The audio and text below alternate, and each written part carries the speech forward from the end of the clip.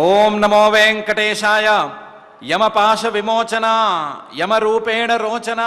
గోవింద గోవింద. నిగమ సమయకారి నీతి మార్గానుసారి నిరయగమనవారి నిత్య చైతన్యధారి నిఖిల భువనచారి నీలవర్ణానుకారి నిరుపధి హృదిచారి నోస్తు కళ్యాణకారి అని మహత్తమ హృదంతర నిరంతర నివాసి అయిన శ్రీనివాస పరమాత్ముని మనసులో ధ్యానించుకుంటూ శ్రీశుకుల వారు ఉపదేశం చేసిన శ్రీమద్భాగవతం యొక్క అధ్యయన కార్యక్రమాన్ని ప్రారంభించుకుందాము. యథాప్రకారం ఆచార్యుల వారితో కలిసి ప్రార్థనా శ్లోకాలను చదువుకుని మంగళాచరణం చేసుకుందాం. ఓం నమో వెంకటేశాయ. శ్రీ గురు ప్రార్థనా. గురుర్బ్రహ్మా గురుర్విష్ణు గురుర్దేవో మహేశ్వరః. గురుః సాక్షాత్ పరం బ్రహ్మ తస్మై శ్రీ గురవే నమః. శ్రీనివాస ప్రార్థనా. మణిభూషణ కంఠాయ గణితాఖిల జీవినే ఫణిశైల నివాసాయ శ్రీనివాసాయ తే నమః. అథ సంకల్పః. శ్రీమదాదివరాహ క్షేత్రే విరాజమానస్య నిత్యశుద్ధ బుద్ధ ముక్త స్వభావస్య లీలాగృహీత విగ్రహస్య శ్రీ పద్మావతీ జానేః అనుగ్రహేణ అస్మాకం సర్వేషాం బుద్ధిశుద్ధ్యర్థం విద్యాభివృద్ధ్యర్థం భక్తిజ్ఞాన వైరాగ్యాది తదనుకూల సర్వసంపత్సమృద్ధ్యర్థం శ్రీ పరమేశ్వర ప్రీత్యర్థం శ్రీమద్భాగవత పాఠం కరిష్యామహే. అస్య శ్రీమద్భాగవత స్తోత్ర మహామంత్రస్య నారద ఋషిః బృహతీ ఛందః. శ్రీకృష్ణః పరమాత్మా దేవతా బ్రహ్మ బీజం భక్తిశక్తిః జ్ఞానవైరాగ్యే కీలకం అస్మాకం శ్రీమద్భగవత్ప్రసాదసిద్ధ్యర్థే పాఠే వినియోగః. ధ్యానం నారాయణావరరసారుహరమ్యదేశే ద్వీపప్రజాతశుకసూతరవాభిరామే సంసారఘోరఖరసూరకరావరోధే ఆరామ ఆరమత భాగవతే భవార్తాః. శ్రీ గురుభ్యో నమః. అజామిళోపాఖ్యానాన్ని మొత్తాన్ని సుమారుగా శ్రీశుకుల వారు పరీక్షిత్తుకు చెప్పిన తర్వాత ఆ ఉపాఖ్యానం మొత్తాన్ని 2 అధ్యాయాలలో విస్తృతంగా ఆయన చెప్పిన తర్వాత 3వ అధ్యాయంలో పరీక్షిత్తు గారు శ్రీశుకుల వారిని ఒక ప్రశ్న వేస్తున్నాడు. యమభటులు అలాగే విష్ణుదూతలు వీళ్ళిద్దరూ వాదించుకున్నారు. అందులో విష్ణుదూతలు పై చేయి సాధించారు. యమభటులు యముడి ఆజ్ఞ మేరకు ఈ అజామిళుడి దగ్గరకు వచ్చారు. వచ్చిన వాళ్ళు తమ పని కాకపోవటంతో తమ పనిని వాళ్ళు అడ్డుకుని తమ చేతుల్లోంచి పాశాలు లాగేసుకుని ఆ మొత్తం ముడులన్నీ విప్పదీసేసి వెళ్ళిపో అని ఇతన్ని పంపించేసి ఈ యమభటులనేమో బెదిరించి పంపించేసేసరికి ముందు భయపడాలి కదా. మనమేమో రాజుగారి ఆజ్ఞ మేరకు ఇక్కడికి వచ్చాము, రాజుగారి ఆజ్ఞని పూర్తి చేయలేదు, మళ్ళీ తిరిగి వెళ్ళి ఆయన దగ్గరికి వెళ్ళి ఏం సమాధానం చెప్పుకోవాలి అని భయపడాలి కదా. అలా భయపడ్డ వాళ్ళు యమధర్మరాజు గారికి అన్నీ వెళ్ళి చెప్పుకోవాలి కదా. అలా చెప్పుకున్నప్పుడు యమధర్మరాజు గారు ఏమన్నాడు అనే ప్రశ్న వచ్చింది. దాన్నే శ్రీశుకుల వారితో ఇలా అంటున్నాడు. రాజోవాచ నిశమ్యదేవ స్వభటోపవర్ణితం ప్రత్యాహ కిం తాన్ ప్రతి ధర్మరాజ ఏవం హతాజ్ఞో విహతాన్ మురారేః నైదేశికైర్యస్య వశే జనోయం అని. నిశమ్యదేవ స్వభటోపవర్ణితం ప్రత్యాహ కిం తాన్ ప్రతి ధర్మరాజ. ధర్మరాజ యమధర్మరాజు గారు స్వభటోపవర్ణితం, భటులు వెళ్ళి చెప్పాల్సిందే కదా, జరిగిందేంటి అని చెప్పాల్సిందే కదా. చెబితే దాన్ని నిశమ్య విని దేవ, ఆయన ఈశ్వరుడు, ఆయన రాజస్థానంలో ఉన్నాడు, ఆజ్ఞలు జారీ చేసే స్థానంలో ఉన్నాడు. అలాంటి వాడు మేము నువ్వు చెప్పిన పని చేయలేకపోయాము అని భటులు చెబితే స్వభటోపవర్ణితం, వాళ్ళు చెప్పగా విని ప్రత్యాహ కిం ఏమనన్నాడు, తాన్ ప్రతి వాళ్లతో ఎలా వ్యవహరించాడు, వాళ్ళతో ఎలా మాట్లాడాడు. ధర్మరాజ ఆయన ధర్మాన్ని తప్పడు, కాకపోతే తన ఆజ్ఞను మీరిన భటులను కూడా ఒప్పడు కదా. ఏవం హతాజ్ఞ, అందులోనూ తన ఆజ్ఞ చెల్లలేదు అంటే ఆయన కోపం రావాలి కదా. అందులో మురారేర్ విహతాన్, మురారేర్ నైదేశికై విహతాన్, తాను పని చేయమని తన దూతల్ని పంపిస్తే వాళ్ళు ఆ పని చేసుకోలేక ఎవరో వస్తే, ఆ వచ్చిన వాళ్ళు శ్రీమన్ మహావిష్ణువు యొక్క దూతలే అవ్వచ్చు కాక, వాళ్ళు వచ్చి మీరు ఇక్కడ ఇతన్ని తీసుకెళ్ళకూడదు అని అంటే వాళ్ళ మాట విన్నట్లుగా తన మాట విననట్లుగా చేసి వచ్చారు కదా. మరి వాళ్ళ మీద ఇతని కోపం రావాలి కదా. విహతాన్ మురారేర్ నైదేశికై, మరి ఇలా తన ఆజ్ఞ చెల్లకపోవటంతో కోపం రావలసినటువంటి, కోపం వచ్చేందుకు ఆస్కారం ఉన్నటువంటి యమధర్మరాజు గారు భటులతో ఏమన్నాడు, భటులకి ఏ విధంగా సమాధానం చెప్పాడు. యమధర్మరాజు గారు భటులతో ఏం సమాధానం చెప్పారు అనే సంగతి నీకెందుకు, అది ఆయన కింద ఉండేటువంటి భటులు వాళ్ళు చూసుకుంటారు, నువ్వు దాని గురించి ఎందుకు అడుగుతున్నావు అని మాత్రం అడక్కండి. యస్య వశే జనోయం, నేను ఆ యముడి వశంలోనే ఉన్నాను ప్రస్తుతం.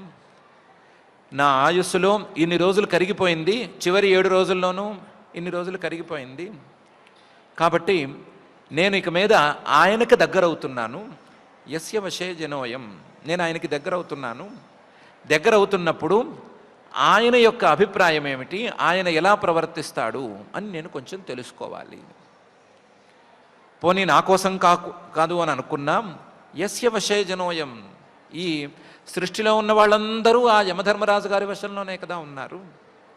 ఈ భూలోకంలో పుట్టినటువంటి ప్రతి ప్రాణి, ప్రత్యేకించి ప్రతి మనిషి ఆయన చేతుల్లోనే కదా ఉన్నాడు.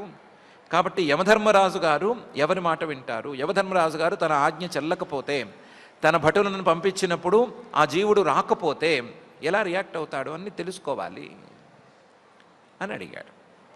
నిశమ్యదేవ స్వభటోపవర్ణితం ప్రత్యాహ కిం తాన్ ప్రతి ధర్మరాజ ఏవం హతాజ్ఞో విహతాన్ మురారేః నైదేశికైర్యస్య వశే జనోయం. ఇది కాక నాకు వేరే ప్రశ్న మూలం కూడా ఉంది. యమస్య దేవస్య న దండభంగః కుతశ్చనర్షే శ్రుతపూర్వ ఆసీత్ ఏతన్మునే వృశ్చతి లోక సంశయం నహి త్వదన్యః ఇతి మే వినిశ్చితం అని కూడా చెప్పాడు. అసలు యమస్య దేవస్య, దేవతల్లో కల్లా సమర్థుడైనటువంటి యముడు యొక్క దండభంగ, ఆయన ఎవరినైనా పంపించటం, ఆయన ఫలానా వాణ్ణి తీసుకురమ్మని ఆజ్ఞాపించటం, ఆ ఆజ్ఞ మేరకు కొంతమంది భటులు రావటం, వచ్చిన భటులు ఉత్త చేతులతో వెళ్ళటం అనేది ఇంతవరకు విన్నదే లేదు. నా దండభంగ, ఒక్కసారి ఆయన దండం అనేది పడితే, యమధర్మరాజు గారి దండం పడితే ఆ దండాన్ని తప్పించుకున్నవాడు అనేవాడిని నేను ఎరగను. నా దండభంగ కుతశ్చనర్షే, ఎవరూ చెప్పగా కూడా విన్నది లేదు. శృతపూర్వ నాసీత్, ఇది ఇంతకుముందు విన్న విషయమైతే కాదు. యమధర్మరాజు గారు ఒక్కసారి దండాన్ని నిర్ణయిస్తే, శిక్షని నిర్ణయిస్తే ఆ శిక్షని తప్పించుకున్నవాడు అనేవాడు చరిత్రలో లేడు. కుతశ్చన ఋషే శృతపూర్వ ఆసీత్. ఏతన్మునే లోక సంశయం. ఈ విషయంలో నాకు సందేహం ఉంది, విన్నవాళ్ళు చాలామందికి కూడా ఈ సందేహం ఉంది. అసలు ఈ విషయం ఎవరు విన్నా సరే వాళ్ళకి ఈ సందేహం వచ్చి తీరాలి. వాళ్ళు గనక శ్రద్ధగా వినే మాట అయితే సందేహం వచ్చి తీరాలి. లోక సంశయం. ఈ లోక సంశయాన్ని తీర్చగలిగిన శక్తి మాత్రం సామాన్యులు ఎవరికీ లేదు. నహి త్వదన్యః వృశ్చతి. నువ్వు కాక ఇంకెవరు ఈ సందేహాన్ని తీర్చలేరు. కాబట్టి నువ్వే కాస్త పూనుకుని నా మీద దయతో ఈ సందేహాన్ని తీర్చవలసింది. యమధర్మరాజు గారి దండభంగం కలగటం అనే దానికి కారణం చెప్పవలసింది.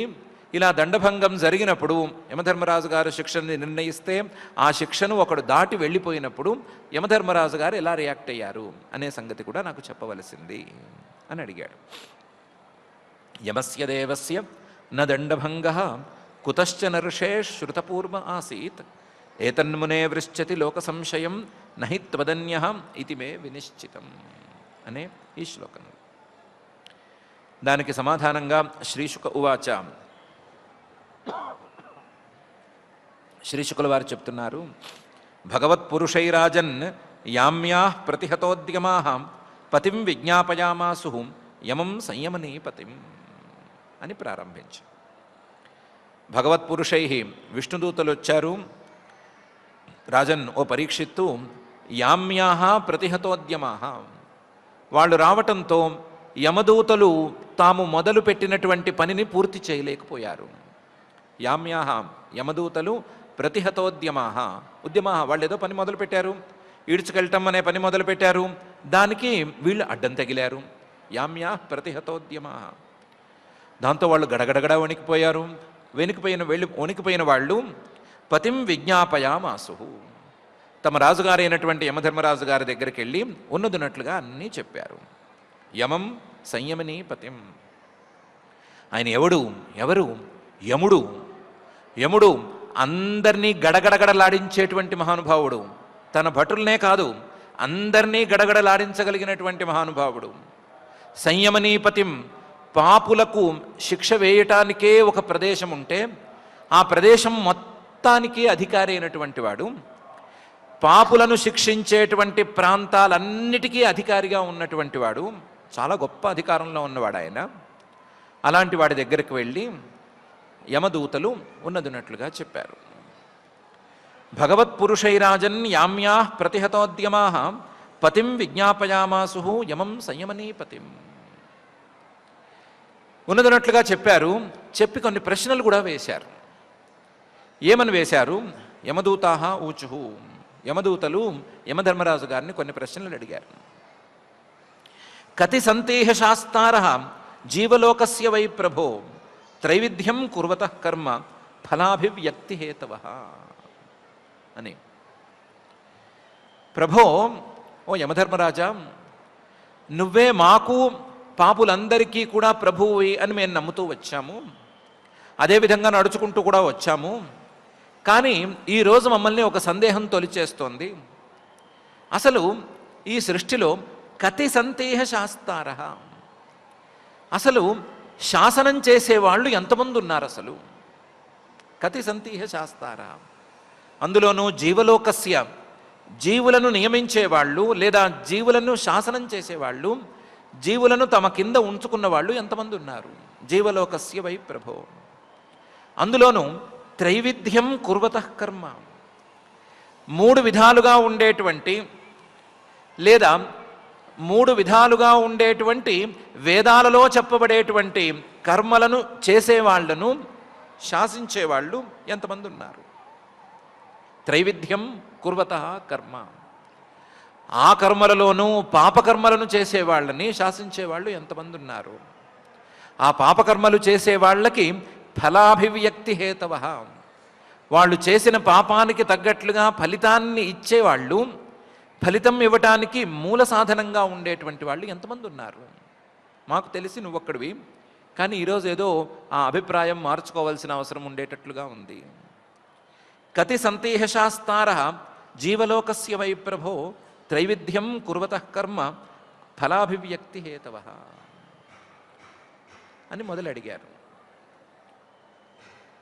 మీకెందుకు ఆ విషయాలన్నీ? ఒకళ్ళు కాకపోతే ఇద్దరం ఉంటాము, ఇద్దరం కాకపోతే నలుగురం ఉంటాము, ఎంతో కొంతమంది ఉన్నారు, మీ పనల్లా నేను చెప్పింది చేసుకురావటమే అని అనకండి. ఎందుకంటే యదిస్యుర్బహవో లోకే శాస్తారో దండధారిణ కస్య స్యాతాం నవాకస్య మృత్యుశ్చామృతమేవవా. ఈ లోకంలో గనక ఒకరు కాక ఇద్దరు అధికారులు ఉండే మాట అయితే, ఒకరు కాక ఇద్దరు శాసనకర్తలు ఉండే మాట అయితే, యదిస్యుర్బహవో లోకే శాస్తారః, అందులో మిగతా శాసనాల గురించి మేము పట్టించుకోము, దండధారిణ శిక్ష వేయటంలో అధికారం ఉన్న వాళ్ళు ఒకళ్ళు కాక ఇద్దరున్నా, లేదా ఒకళ్ళు కాక చాలామంది ఉన్నా, మొత్తం ఈ దండ వ్యవస్థ మొత్తం అతలాకుతలం అయిపోతుంది. కస్య స్యాతాం నవాకస్య మృత్యుశ్చామృతమేవవా. తప్పు చేసిన వాళ్ళలో ఏ తప్పు చేసిన వాడికి దండం, ఏ తప్పు చేసిన వాడికి దండాన్ని తప్పించుకునేటువంటి అవకాశం అనే విషయంలో నిర్ణయం కలగదు. కస్య స్యాతాం, ఎవరికైనా సరే ఫలితం, మంచి ఫలితం రావచ్చు. తప్పు చేసిన వాడికి కూడా మృత్యు అంటే దుఃఖం కలగచ్చు, లేదా అమృతమేవవా, కలక్కపోకుండా సుఖం కూడా కలగచ్చు. లేదా తప్పు చేయని వాడికి కూడా ఈ మృత్యు అంటే దుఃఖం కలగచ్చు, సుఖం కూడా కలగచ్చు, చెప్పలేము. నిర్ణయం అనేది జరగదు. ఇద్దరు అధికారులు ఉంటే అందులో ఒక అధికారికి ఫలానా వాడు తప్పు చేసినా సరే ఈసారికి క్షమించి వదిలేద్దాం అని అనిపించవచ్చు. ఇంకొక అధికారికి వీడు సవ్యంగా చేసినా సరే వీడిని శిక్షిద్దామని అనిపించవచ్చు. వాళ్ళిద్దరిలో ఉండేటువంటి వైమత్యాల వల్ల ఈ తప్పు చేసిన వాళ్ళు, ఒప్పు చేసిన వాళ్ళు, వీళ్ళిద్దరూ కూడా విరుద్ధమైన ఫలితాలను అనుభవించవలసి రావచ్చు. కస్య స్యాతాం నవాకస్య మృత్యుశ్చామృతమేవవా. వాళ్ళిద్దరూ ఐకమత్యంతో ఉండే మాట అయితే పర్వాలేదేమో, అందులో కూడా కొన్ని దోషాలు ఉంటే ఉండవచ్చు. కానీ వాళ్ళిద్దరూ గనక అభిప్రాయాలను మార్చుకుంటే, అభిప్రాయాలను వేరువేరుగా కలిగి ఉంటే దండాల విషయంలో కూడా, శిక్షల విషయంలో కూడా మార్పులు వచ్చేస్తాయి. అలా మార్పు వచ్చినప్పుడు ఈ సృష్టి అనేది నడవదు. తప్పు చేస్తే శిక్ష అని చెప్తేనే సృష్టి నడుస్తుంది. సృష్టిలో ఉండేటువంటి న్యాయాలను ఇలాగే రక్షించుకోవాలే తప్ప, తప్పు చేసినా సరే మరొకడు ఎవరో రక్షించవచ్చు అని అంటే ఈ న్యాయం పోతుంది కదా. యదిస్యుర్బహవో లోకే శాస్తారో దండధారిణ కస్య స్యాతాం నవాకస్య మృత్యుశ్చామృతమేవవా అని అడిగారు. ఒకవేళ ఉన్న జీవులందరినీ కొన్ని గ్రూప్స్ కింద విడదీసేసేద్దాము. Group A, group B, group C, ఇలా ఎన్ని గ్రూప్స్ కావాలంటే అన్ని గ్రూప్స్ పెడదాము. ఒక్కొక్క గ్రూప్కి ఒక్కొక్క శాస్త, ఒక్కొక్క గ్రూప్కి ఒక్కొక్క దండధారి లేదా శిక్ష వేసేవాడు అని నిర్ణయించి పెడదాము. ప్రస్తుతానికి అజామిళుడు అనేవాడు గ్రూప్ ఏలో పడలేదు, గ్రూప్ బిలో పడ్డాడు. గ్రూప్ ఏకేమో యమధర్మరాజు శాస్త, గ్రూప్ బికి ఇంకొకళ్ళు శాస్త అని వ్యవస్థ చేసుకుందామా అని ఆలోచిస్తే, కింతు శాస్త్రబహుత్వే స్యాత్ బహూనామిహ కర్మిణాం శాస్త్రత్వం ఉపచారోహి యథా మండలవర్తిన అనేది అనిపిస్తోంది. కింటు ఒకవేళ ఈ ఆలోచన చేసిన మాట అయితే పైకి సర్దుతున్నట్లుగా, సరిపోతున్నట్లుగా ఉంది. కానీ శాస్త్రబహుత్వే, ఇన్ని గ్రూప్స్ ఉన్నాయి, ఒక్కొక్క గ్రూప్కి ఒక్కొక్కళ్ళు నియంతలు లేదా ఒక్కొక్కళ్ళు అధికారులు లాంటి వాళ్ళు. కానీ వాళ్ళకి తమ గ్రూప్ మీదే అధికారం ఉంది, పక్క గ్రూప్ మీద అధికారం లేదు. అంటే అర్థం ఏమొచ్చింది? అందరి మీద ఒక్కడు అధికారి లేడు అని వచ్చింది.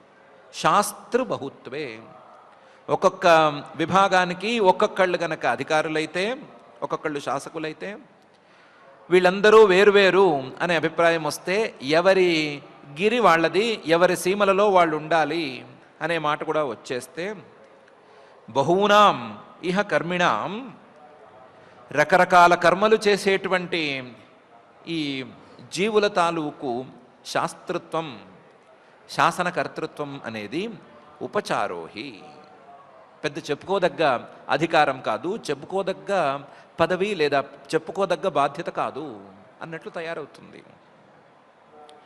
యథా మండలవర్తినాం, ఏదో రాజ్యం ఉంది, రాజ్యాన్ని చిన్న చిన్న మండలాలుగా విభజించి పెట్టారు. ప్రతి మండలానికి ఒక్కొక్క అధికారి ఉన్నాడు. వాడిని మండలాధీశుడు అని పిలుచుకోవచ్చు. ఈ మండలాధీశుడు తన మండలానికి మాత్రమే అధికారి, పక్క మండలం మీద ఇతనికి అధికారం లేదు. ఈ మండలాధీశులు పరస్పరం కీచులాడుకోవచ్చు, తప్పేమి లేదు. నీవు నా ప్రాంతానికి జ్వరపడ్డావు అని ఒకళ్ళు అనొచ్చు, ఇది నీ ప్రాంతం కాదు నా ప్రాంతమే అని అనొచ్చు, కీచులాడుకుంటూ ఉండొచ్చు. కానీ వీళ్ళలో ఎవరి యొక్క అధికారం కూడా పరిపూర్ణమైతే కాదు. యథా మండలవర్తిన, ఎవరి అధికారము పరిపూర్ణం కాదు, తమ మండలానికి మాత్రమే పరిమితము. తమ మండలమే ఎంతవరకు వస్తుంది అనే విషయంలో సందేహాలు, బార్డర్స్ విషయంలో వాటిల్లో గొడవలు అనేవి సహజమే. వాటితో కలుపుకుంటే వీళ్ళ యొక్క అధికారం చాలా చాలా పరిమితం అని అర్థం వస్తుంది. అలాగే ఈ శిక్షలు వేసే వాళ్ళ యొక్క అధికారం కూడా చాలా చాలా పరిమితం అని ఒప్పుకోవాల్సి వస్తుంది. ఇది కాక ఇంకో మాట కూడా వస్తుంది.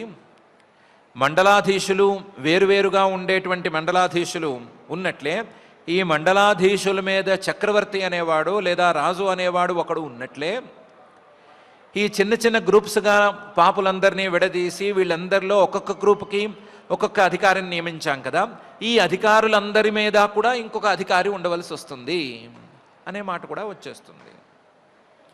కాబట్టి అధికారం పరిపూర్ణం కాదు, బాధ్యతలేవి నిర్దిష్టంగా సరిగ్గా లేవు, ఎవరి యొక్క అధికారం కూడా పరిపూర్ణం కాదు అనేటువంటి మాటలు వస్తాయి. కింటు శాస్త్రబహుత్వే స్యాత్ బహూనాం ఇహ కర్మిణాం శాస్త్రత్వం ఉపచారో హి యథా మండలవర్తినాం. ఇందులో గ్రూప్స్ని విడదీయలేము అనే సంగతి ఉండనే ఉంది. ఏ గ్రూపులో ఏ జీవులు చేరాలి అనే విషయం మీద ఎవరికీ స్పష్టత ఉండటానికి వీల్లేదు. జీవుల ఇష్టం ప్రకారం గ్రూప్స్లో చేరచ్చా, లేదా చేర్చుకునే వాళ్ళ ఇష్టం ప్రకారం చేర్చుకోవచ్చా, లేదా చేసే పాపాలను బట్టి గ్రూప్స్లో చేర్చాలా, వీటిలో క్లారిటీ ఎప్పటికీ రాదు. ఎందుకంటే బహూనాం ఇహ కర్మిణాం, కర్మలు చేసేవాళ్ళు పాపాలు చేసేవాళ్ళు వీళ్ళే చాలామంది రకరకాలుగా ఉన్నారు. వాళ్ళందరినీ విభాగం చేసి ఒక్కొక్క గ్రూపులోకి చేర్చడం అనేది దాదాపు సాధ్యం కాని పని అనే మాట ఉండనే ఉంది. దాంతోపాటు ఇప్పుడు చెప్పుకున్నది కూడా ఉంది. అందువల్ల అతస్త్వమేకో భూతానాం శేశ్వరాణం అధీశ్వర శాస్తా దండధరోనురుణాం శుభాశుభ వివేచన. అందువల్ల మాకేమనిపిస్తోందంటే పాపులను శిక్షించటానికి 7 ప్రాంతాలు ఉన్నాయి మన నరకంలో. ఆ 7 ప్రాంతాలకి ఒక్కొక్క ప్రాంతానికి ఒక్కొక్క అధిపతి ఉన్నాడు మనకు తెలిసి. చిత్రగుప్తుడు, విచిత్రగుప్తుడు లాంటి పేర్లతో 7 నరకాలకి 7 అధిపతులు ఉన్నారు. వీళ్ళందరి మీద నీవు అధిపతివిగా ఉన్నావు. నరకాధ్యక్షులందరికీ, మండలాధీశులు లాంటి నరకాధ్యక్షులందరికీ అధిపతిగా నువ్వు ఉన్నావు. ఇదే మాకు తెలుసు. అందువల్ల త్వం ఏకః, నువ్వొక్కడివే, భూతానాం శేశ్వరాణం అధీశ్వర. పాపాలు చేసుకుని పైకి వచ్చేటువంటి వాళ్ళు, వాళ్లను శిక్షించేటువంటి నరక ప్రాంతాలు, ఆ ప్రాంతాలకు అధిపతులుగా ఉండేటువంటి చిత్రగుప్తుడు మొదలైనటువంటి వాళ్ళు, వీళ్ళందరికీ కూడా అధీశ్వర, పై స్థాయిలో ఉండే అధికారివి. పాపాలు చేసుకున్న వాళ్ళు, పాపులైనటువంటి జీవులు, వాళ్ళు వచ్చేటువంటి ప్రాంతాలు, ఆ ప్రాంతాలకు అధికారులుగా ఉండేటువంటి చిత్రగుప్తుడు మొదలైనటువంటి వాళ్ళు, వీళ్ళందరికీ కలిపి ఈ పాపానికి సంబంధించినటువంటి ప్రతి అంశానికి నువ్వే అధీశ్వరుడివి అని మాకు తోస్తోంది. అతస్త్వమేకో భూతానాం, నువ్వొక్కడివే అధిపతివి. శేశ్వరాణం అధీశ్వర, శాస్తాం, నువ్వే వీళ్ళందరికీ శాసనకర్తవి, వీళ్ళందరినీ గడగడలాడించేవాడివి నువ్వే. దండధరో నరుణాం, మానవులకు దండాన్ని చేత పట్టుకుని భయంకరంగా నుంచునేవాడివి నువ్వే, దండధర. శుభాశుభ వివేచన, మానవులు చేసేటువంటి శుభ పుణ్యకర్మలని, అశుభ పాపకర్మలని వివేచన, వివేకంతో విడదీసి ఇన్ని పుణ్యకర్మలున్నాయి, ఇన్ని పాపకర్మలున్నాయి, పుణ్యకర్మలు ఎక్కువగా ఉంటే స్వర్గానికి తోసేయండి, పాపకర్మలు ఎక్కువగా ఉంటే నరకానికి లాగేయండి అని విభాగం చేసి నిర్ణయించేవాడివి నువ్వే. నువ్వు తప్ప మరొకరు ఇలా నిర్ణయించటానికి వీలు లేదు. నువ్వు తప్ప మరొక అధికారి ఉండటానికి వీలు లేదు. అతస్త్వమేకో భూతానాం శేశ్వరాణామధీశ్వర శాస్తా దండధరో నృణాం శుభాశుభ వివేచన. అలాంటిది తస్యతే విహతో దండో న లోకే వర్తతే అధునా చతుర్భిరద్భుతై సిద్ధై ఆజ్ఞాతే విప్రలంభిత. అలాంటిది తస్యతే, నువ్వే అందరి మీద ఉండేటువంటి అధికారివి అని ఇంతగా మేము నిర్ణయించుకున్న తర్వాత నీ దండం అనేది లోకంలో అందరి మీద పనిచేయవలసి వచ్చిన సందర్భంలో కూడా తే దండ విహత, నీ దండం పనికిరాలేదు, నీ ఆజ్ఞ చెల్లలేదు. న లోకే వర్తతే అధునా, లోకంలో మానవలోకంలో నీ ఆజ్ఞ చెల్లకపోవటం అనేది జరిగింది, ఈరోజు జరిగింది. అలా జరగటానికి కారణం ఎవరు అంటే చతుర్భిరద్భుతై సిద్ధై ఆజ్ఞాతే విప్రలంభిత. నలుగురు వచ్చారు, చతుర్భి అద్భుతై, చూడ్డానికి చాలా విచిత్రంగానూ అద్భుతంగానూ ఆశ్చర్యకరంగానూ ఉన్నారు. సిద్ధై, వాళ్ళని ఎదుర్కోవటం మా వల్ల కాలేదు, వాళ్ళ సిద్ధులు కానీ వాళ్ళ ప్రభావం కానీ గట్టిగా ఉంది. వాళ్ళు వచ్చారు, వాళ్ళొచ్చి ఆజ్ఞాతే విప్రలంభిత, నీ ఆజ్ఞని కాదన్నారు. మేము అప్పటికీ చెప్పాము, ఇది యమధర్మరాజు గారి ఆజ్ఞయ్యా, యమధర్మరాజు గారి ఆజ్ఞ ప్రకారం మేము ఆయన దగ్గరికి తీసుకెళ్తున్నాము అని చెప్పాము. చెప్పినా వినిపించుకోలేదు. చెప్పినా వినిపించుకోకుండా వాళ్ళు నీ ఆజ్ఞ అన్నా సరే కూడా లెక్క చేయకుండా వాడిని విడిపించేసేసారు. ఆ పాపిని మా చేతుల్లోంచి విడిపించేసేసారు. నీ ఆజ్ఞ చెల్లకపోవటం అనేది మొట్టమొదటిసారి మేము చూస్తున్నాము. తస్యతే విహతో దండ న లోకే వర్తతే అధునా చతుర్భిరద్భుతై సిద్ధై ఆజ్ఞాతే విప్రలంభిత. మేమేమి వాళ్ళకి చెప్పకుండానో లేదా వాళ్లకు భయపడి మా పని చేయకుండానో వచ్చేయలేదు. నియమానం తవాదేశాత్ అస్మాభిర్యాతనాగృహాన్ వ్యమోచయన్ పాతకినం చిత్వా పాశాన్ ప్రసహ్యతే. మేము వాళ్ళతో వాదించినంతసేపు వాదించాము, వాళ్ళతో మాకు వాదనలు వద్దు అనుకుని మేము మా పని చేసుకుందాము అనుకుని లాగాం వాణ్ణి. నియమానం తవ ఆదేశాత్, నీ ఆదేశమే మాకు లెక్క, మరెవరు ఏం చెప్పినా సరే మేము లెక్క చేయము, అలాంటి వాళ్ళము. అస్మాభిర్ యాతనాగృహాన్, వీడు యాతనాగృహానికి అంటే నరకానికే రావాలి, నరకంలో నువ్వు ఏ సెక్షన్కి చెప్తే ఆ సెక్షన్కి తీసుకెళ్ళాలి అనే పని మీదే ఈడ్చుకురావటం మొదలుపెట్టాము. మొదలు పెడితే వాళ్ళు ఏం చేశారు, వ్యమోచయన్, మా పాశాలన్నింటినీ విడదీశారు. పాతకినం, వీడు మహాపాతకుడండి అని చెప్పాము. ఏమేం పాతకాలు చేశాడు, ఎలాంటి వాడు ఎలాంటి పాపం చేశాడు అని చెప్పాము. వాళ్ళు ఏం చేశారు, చిత్వా పాశాన్, ఆ ముడి సరిగ్గా రాకపోతే దాన్ని కాస్త ముక్కలు ముక్కల కింద చించేశారు. మేము వేసిన పాశాలన్నిటినీ తుంచేశారు. తుంచేసి చిత్వా పాశాన్ ప్రసహ్య, బలాత్కారంగా వాళ్ళ బలాన్ని ఉపయోగించి బలాత్కారంగా వాడిని విడిపించేసేశారు. మేము మా కర్తవ్యనిష్టలో ఏమీ తేడా చూపించలేదు. మేము మా ప్రయత్నం అంతా చేశాము. మా ప్రయత్నం కంటే వాళ్ళ బలం ఎక్కువైపోయింది, అందుకని తీసుకురాలేకపోయాము. నియమానం తవాదేశాత్ అస్మాభిర్యాతనాగృహాన్ వ్యమోచయన్ పాతకినం చిత్వా పాశాన్ ప్రసహ్యతే. ఇప్పుడు మాకున్న సందేహాలలో ఒక సందేహం, తాంస్తే వేదితుమిచ్చామః యదినో మన్యసే క్షమం నారాయణేత్యభిహితే మాభైరిత్యాయుర్ధృతం. వాళ్ళెవరు అని తెలుసుకోవాలని అనుకుంటున్నాము. నీ ఆజ్ఞనే కాదనకుండా, నీ ఆజ్ఞనే ధిక్కరించి లేదా నీ ఆజ్ఞని లెక్క చేయకుండా మా చేతుల్లో ఉండేటువంటి పాశాలను తుంచేసి తప్పు చేసిన వాడిని రక్షించిన వాళ్ళు ఉన్నారు కదా, వాళ్ళు ఎవరు, వాళ్ళకంత బలం ఎక్కడి నుంచి వచ్చింది, వాళ్ళు ఎందుకు ఇలా చేశారు అని తాంస్తే వేదితుమిచ్చామః, నువ్వు చెప్పగా వినాలి అని అనుకున్నాము. వాళ్ళు ఏదో కొంత చెప్పారు, చెప్పింది మాకు పూర్తిగా నమ్మశక్యంగా లేదు, కాబట్టి నీ మాటల ద్వారా మాకు కావాలి. అయితే యది నో మన్యసే క్షమం, ఆ తెలుసుకోవటం అనేది మాకు మంచిదైతే ఆ తెలుసుకోవటం ద్వారా మాకు హితమే జరుగుతుంది అని నువ్వు అనుకుంటే అప్పుడు చెప్పు. ఇది మీరు తెలుసుకోవాల్సిన విషయం కాదు, ఇది కొంచెం కాన్ఫిడెన్షియల్ అని అనుకున్నావా, చెప్పొద్దు, పర్వాలేదు. కానీ మాకు మంచిదవుతుంది, తెలుసుకోవడానికి మాకు యోగ్యత ఉంది అని అనుకునే మాట అయితే తప్పకుండా చెప్పు. వాళ్ళ గురించి తెలుసుకోవాలి అని ఎందుకు అనుకుంటున్నామంటే, నారాయణేత్యభిహితే మా భైరిత్యాయయుర్ధృతం. మేము వెళ్ళాము, మా పని మొదలుపెట్టాము, మా చేతుల్లో ఉండేటువంటి పాశాలని ఆ జీవుడి మీదకి విసిరాము. ఆ జీవుడు ఆ పాశం అనేటువంటి దాని కూరల్లోకి చిక్కుకున్నాడు. వాణ్ణి లాగాము. లాగుతున్నప్పుడు నొప్పి తట్టుకోలేకపోయాడు. తట్టుకోలేక పిల్లవాడిని నారాయణ అని పిలిచాడు. పిలిచేసరికి ఎక్కడి నుంచి ఊడిపడ్డారో, నారాయణేత్యభిహితే, నారాయణ అని వాడు పిలవటమే తడవు, అభిహితే వాడి నోటితో ఒక్కసారి ఉచ్చరించడం తడవు, మా భై, మీకేం భయం లేదు, మేమున్నాం అని అనుకుంటూ దిగబడ్డారు. ఆ యయుహు పరిగెత్తుకుంటూ వచ్చారు. ధృతం వడివడిగా చాలా ఫాస్ట్గా వచ్చారు.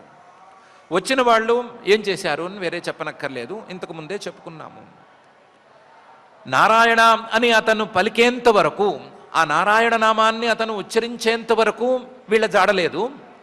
నారాయణ అని అన్నాడో లేదో ఎక్కడి నుంచో దిగబడిపోయారు. దిగబడ్డ వాళ్ళు నీకేం భయం లేదురా అబ్బాయి, మేము వచ్చేసాం అని అన్నారు. ఆ తర్వాత సీన్ మొత్తం రివర్స్ అయిపోయింది, నీ ఆజ్ఞ చెల్లకుండా పోయింది. అలా నారాయణ అని పిలవంగానే వచ్చినటువంటి వాళ్ళు, నీ ఆజ్ఞనే చెల్లనివ్వకుండా చేసినటువంటి వాళ్ళు, మా చేతుల్లో ఉండే పాశాలని ముక్కలు ముక్కల కింద తుంచేసిన వాళ్ళు ఎవరు అని మేము తెలుసుకోవాలనుకుంటున్నాము, దయచేసి చెప్పు అని అడిగారు.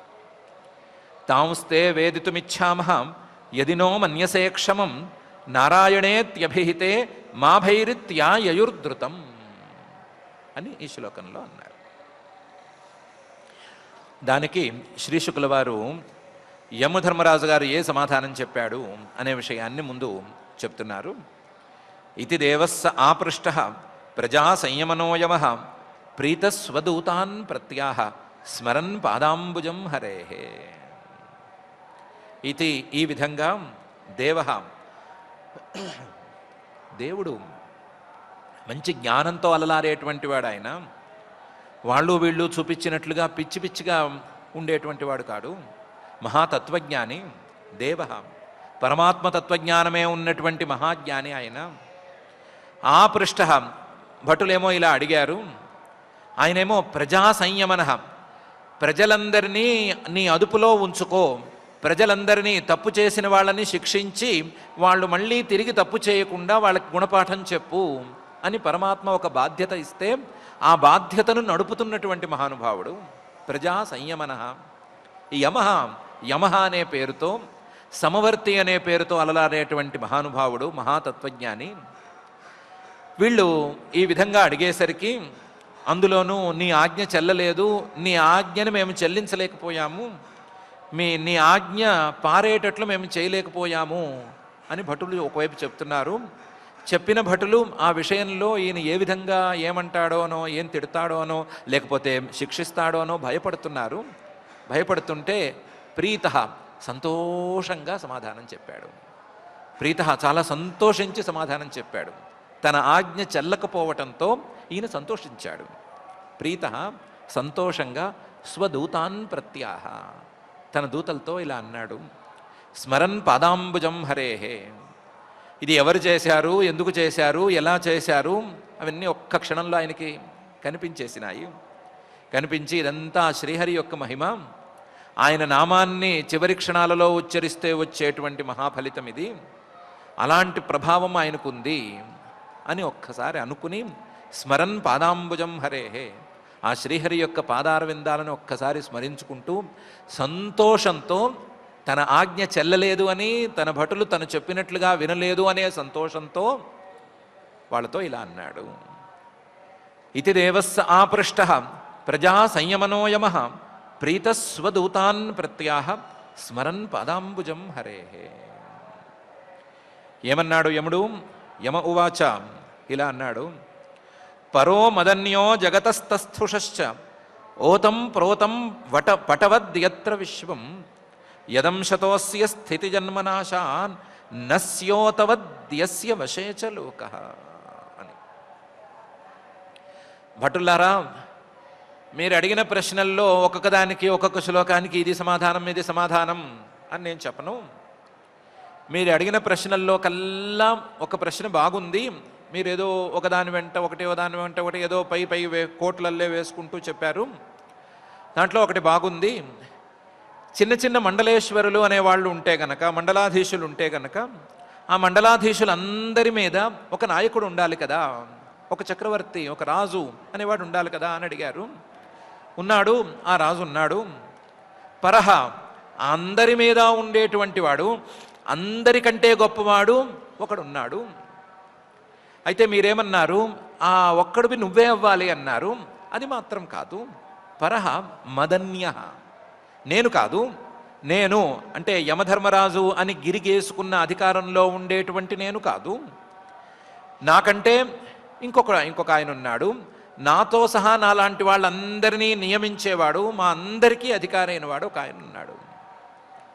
ఆయన నాకే కాదు, జగత తస్థుషశ్చ, స్థావర జంగమాలకి, కదలని పదార్థాలన్నిటికీ అధికారి, అన్నిటి మీద అధికారి ఆయన ఒక ఆయన ఉన్నాడు. నేను కదలని అన్నిటికీ అధికారిని కాదు, నేను కదిలే వాటిల్లో కొన్నిటికి అధికారిని. కదిలేవి మనుషులు, ప్రాణులు, మిగతా అన్నీ కదా. వాటిల్లో మనుషులకు మాత్రమే నేను అధికారిని. అందులోనూ మనుషులందరికీ నేను అధికారిని కాదు, మనుషుల్లో పాపాలు చేసే వాళ్లకు మాత్రమే నేను అధికారిని. కదిలే పదార్థాలు, అందులో ఒక చిన్న గ్రూపు మనుషులు, అందులో కూడా ఒక గ్రూపు, చిన్న గ్రూప్ అనుకోక్కర్లేదు, పెద్ద గ్రూపే వస్తుందేమో, ఆ గ్రూపుకి, పాపాలు చేసేటువంటి ఆ గ్రూపుకి నేను అధికారిని. ఆయన కదలని పదార్థాలన్నిటికీ అధికారి. పరో మదన్యో జగతస్తస్థుషశ్చ. అధికారి అని చెప్పుకోవటం అనేది చాలా చాలా చాలా చిన్న మాట. ఓతం ప్రోతం పటవద్యత్ర విశ్వం. ఈ సృష్టి మొత్తం ఆయన మీదే ఆధారపడి ఉంది. విశ్వం, ఈ సమస్తము కూడా ఆయన మీదే ఆధారపడి ఉంది. ఎలాగైతే పటవత్, ఒక వస్త్రం మొత్తం దారాల మీదే ఆధారపడి ఉంటుందో, అడ్డంగా ఉండే దారాలు కొన్ని, నిలువుగా ఉండే దారాలు కొన్ని, ఆ దారాల మీదే వస్త్రం అనేది ఆధారపడి ఉంటుందో, దారాలను తీసేస్తే వస్త్రం అనే మాటే ఎలాగైతే రాదో, అలాగే ఆ పై అధికారి అని ఆయన ఉన్నాడు కదా, ఆయన మాటను పక్కన పెట్టేస్తే ఈ విశ్వం అనే దాని యొక్క ఉనికి అనే ప్రసక్తే రాదు. ఓతం ప్రోతం పటవద్యత్ర విశ్వం. ఆయన్ని ఈ విధంగా అర్థం చేసుకోవడం కొంచెం కష్టం. యదంశతోస్య స్థితి జన్మనాశాః అని కొంచెం సరళంగా చెప్పచ్చు. ఆయన యొక్క 3 అంశాలున్నాయి. ఆ 3 అంశాల ద్వారా ఈ విశ్వం తాలూకు స్థితి, ఈ విశ్వం తాలూకు జన్మ, ఈ విశ్వం తాలూకు నాశం అనేవి ఏర్పడుతున్నాయి. ఆయన యొక్క సాత్వికాంశతో ఈ విశ్వం తాలూకు స్థితి శ్రీమన్ మహావిష్ణువు యొక్క రూపంలో కలుగుతోంది. ఆయన యొక్క రాజసాంశతో ఈ విశ్వం తాలూకు సృష్టి బ్రహ్మగారి రూపంలో జరుగుతోంది. ఆయన యొక్క తామసాంశతో ఈ విశ్వం తాలూకు వినాశం రుద్రాంశతో నడుస్తోంది. యదంశతః అస్య స్థితి జన్మ నాశాః. ఆయన యొక్క అధికారమే ఈ సృష్టిలో, ఈ విశ్వంలో మొత్తంలోనూ చెల్లుతోంది. ఆయన ఆజ్ఞే చెల్లుబాటు అవుతోంది. ఎంతగా చెల్లుబాటు అవుతోంది అంటే, నసి ఓతవత్ యస్య వశేచ లోకః. లోకః, ఈ సృష్టి మొత్తం, అందులోనూ ఈ సృష్టిలో ప్రధానంగా ఉండేటువంటి మానవులందరూ కూడా ఆయన ఆంబోతులకి ముక్కుతాడు వేసేస్తే, ఎద్దులకి ముక్కుతాడు వేసేస్తే అవి ఎలాగైతే మాట వింటాయో, ఆయన చెప్తే అలా మాట వినేటువంటి పరిస్థితిలో ఉన్నారు. ఆయన ముక్కుతాడులాగా వీళ్ళందరికీ ఒక తాడు వేసి పెట్టాడు. ఆ తాడు చెప్పినట్లుగానే ఆ ముక్కుతాడుతో ఆయన ఏం చెప్తాడో అది మాత్రమే ఈ లోకంలో ఉండే వాళ్ళందరూ చేస్తున్నారు. ముఖ్యంగా మానవులు అలాగే ఉన్నారు. ఆయన యొక్క అధికారం ఈ సృష్టి మొత్తం కూడా చెల్లుబాటు అవుతుంది. నా అధికారం అంతగా చెల్లుబాటు అవ్వదు. నా అధికారం ఎంత? పాపుల మీద కొంత. ఆయన అధికారం ఈ విశ్వమంతా ఉంది అని అందంగా చెప్పాడు. పరోమదన్యో జగతస్తస్థుషశ్చ ఓతం ప్రోతం పటవద్ యత్ర విశ్వం యదంశతోస్య స్థితిజన్మనాశా న స్యోతవత్ యస్య వశే చ లోకః. అదేమండి, మానవుల్లో ఎవరిని కదిలించినా మేము చాలా స్వతంత్రంగా ఉన్నామని అనుకుంటున్నారు, మమ్మల్ని మించిన వాళ్ళు లేరనుకుంటున్నారు, మా ఇష్టం వచ్చినట్టు మేము సంచరిస్తామని అనుకుంటున్నారు. అలా అనుకుంటున్న వాళ్లే కదా మనకి క్లయింట్స్ అవుతున్నారు. అలాంటిది ఆయన ముక్కుతాడు వేయటం ఏమిటి, మానవులందరూ ఆయన అదుపులో ఉండటం ఏమిటి అని అడిగితే దానికి చెప్తున్నారు, యో నామభిర్వాచి జనాన్నిజాయాం బధ్నాతి తంత్ర్యాం ఇవ దామభిర్గాః యస్మై బలిం త ఇమే నామ కర్మ నిబంధబద్ధాః చకితా వహంతి అని. ఆయన సామాన్యుడు కాడు. ఆయన ముక్కుతాడు, ఒక విచిత్రమైన ముక్కుతాడు వేశాడు. విచిత్రమైన ముక్కుతాడు వేసి ఆ ముక్కుతాడు ప్రకారం నడుచుకునే వాళ్ళని వదిలేసేస్తాడు, లేదా వాళ్ళని ఎటు పంపించాలో అటు పంపిస్తాడు. ఆ ముక్కుతాడు వేసిన ముక్కుతాడు ప్రకారం నడుచుకోని వాళ్ళని మనకి క్లయింట్స్ కింద తీసుకొస్తాడు. మనకి క్లయింట్స్ పెరుగుతున్నారు అంటే ఆ ముక్కుతాడును అర్థం చేసుకోకే పెరుగుతున్నారు, అంతేను. యహ ఆ పరుడు, నాకంటే గొప్పవాడు ఆ పరమాత్మ, నామభి ఒక్కొక్కళ్ళకి ఒక్కొక్క పేరు పెట్టేస్తాడు పుట్టిన వెంటనే. వీడు బ్రాహ్మణుడు, వీడు క్షత్రియుడు, వీడు వైశ్యుడు, వీడు శూద్రుడు, వీడికి ఆశ్రమం ఇది, వీడు బ్రహ్మచారి, వీడు గృహస్థుడు, వీడు వానప్రస్థుడు, వీడు సన్యాసి అని ఎవరికి వాళ్ళకి పేర్లు పెట్టేస్తాడు. లేదా వీడు చదువుకునేవాడు, వీడు బాధ్యతలు స్వీకరించినవాడు అని కొన్ని పేర్లు పెట్టేస్తాడు. నామభి పేర్లు పెట్టి ఆ పేర్లు పెట్టిన ప్రతి ప్రాణి కూడా కొన్ని పనులు చేయాలి అని నిర్దేశిస్తాడు. వాచి ఆ నిర్దేశాన్ని వేదం అనేటువంటి తన యొక్క వాక్కులు అనేటువంటి రూపంలో వెలిబుచ్చి ఉంచుతాడు. ఆదేశాలను జారీ చేసి ఉంచాడు, ఆజ్ఞలన్నిటినీ జారీ చేసి ఉంచాడు. పేర్లు పెట్టాడు. ఆ పేరు కలిగిన వాళ్ళందరూ చూసుకోండి, ఆ ఆర్డర్ బుక్ ఒకటి ఉంటుంది, అందులో నాకు ఏది వర్తిస్తుంది అని చూసుకోండి, చూసుకొని దానికి తగ్గట్లుగా నడుచుకోండి అని పెట్టేశాడు. వాచి జనాన్, మానవులేవో మేము స్వతంత్రం అనుకుంటున్నారు, అదేం చెల్లదు. మానవులందరినీ కూడా ఇందులోకే తీసుకొచ్చేశాడు. నిజాయాం తంత్ర్యామివ బధ్నాతి, తాను చేసినటువంటి ఆజ్ఞలు, తాను పెట్టినటువంటి ఈ పేర్లు అనేటువంటి తాళ్ళకి, ముక్కుతాళ్ళకి అందరినీ బద్ధం చేసేసాడు, అందరినీ బంధించి పెట్టేశాడు. ఎలా? దామభి గాహ, ఎడ్లు పెట్టుకుని వ్యవసాయం చేసేటువంటి వాళ్ళు ఎడ్లకి ఒక్కొక్క ఎద్దుకి ఒక పేరు పెడతారు. దాని యొక్క బలాన్ని, దాని యొక్క వయస్సుని, దానికి ఉండే ఎక్స్పీరియన్స్ని వీటన్నిటినీ దృష్టిలో ఉంచుకుని దానికి పేర్లు పెట్టుకుంటారు. పేర్లు పెట్టుకుని ఏ ఎద్దు ఏ పనికి వెళ్ళాలి అని ముందే నిర్ణయించుకుంటారు. ప్రతి ఎద్దుని ప్రతి పనికి వాడలేరు. దాని బలాన్ని, ఆ జాతి లక్షణాన్ని బట్టి పనులు నిర్ణయిస్తారు. కొన్ని ఎడ్లనేమో బళ్ళు లాగటానికి వాడతారు, బరువులు లాగటానికి వాడతారు. కొన్ని ఎడ్లని దుక్కటానికి, దున్నటానికి, వీటికి వాడతారు. ఆ వాడటం అనే దాన్ని ముందే నిర్ణయించుకుంటారు. నిర్ణయించుకుని ఆ ఎడ్లన్నిటికీ కూడా ముక్కుతాడు మాత్రం వేస్తారు. ముక్కుతాడు వేయకపోతే అవేమంత మంచిగా ఉండవు, కాబట్టి ముక్కుతాడు వేస్తారు. ముక్కుతాడు వేసి ఆ ముక్కుతాడు ఎక్కువగా వాడనక్కర్లేదు, ముక్కుతాడు వేసి ఉంచుతారు అంతేను. ఆ ఎద్దు చెప్పినట్లుగా గనక చేస్తూ ఉంటే, చెప్పినట్లుగా నడుచుకుంటూ ఉంటే, పిలిస్తే వచ్చేసి, పని చేయమంటే పని చేసేసి, వెళ్ళి పడుకో, కాసేపు పడుకో అంటే పడుకుని, అలా మామూలుగా మాట వింటూ ఉంటే ఆ ముక్కుతాడు జోలికి పోరు. మాట వినకపోతే మాత్రం ముక్కుతాడు పెట్టి పని చేయిస్తారు. ఇంతే కదా. అదే పని ఈయన కూడా చేస్తాడు.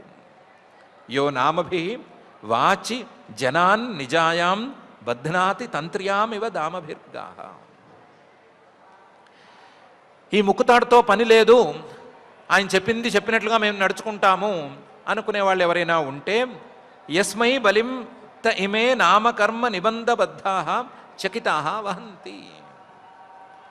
నామాలు, పేర్లు, ఆ పేర్లకు తగ్గట్లు పనులు, ఇవన్నీ కూడా మాకు బంధనాలు, మాకు జన్మతః వచ్చినటువంటి బంధనాలు అనేటువంటి అభిప్రాయం ఉన్నవాళ్ళు నామ కర్మ నిబంధబద్ధా.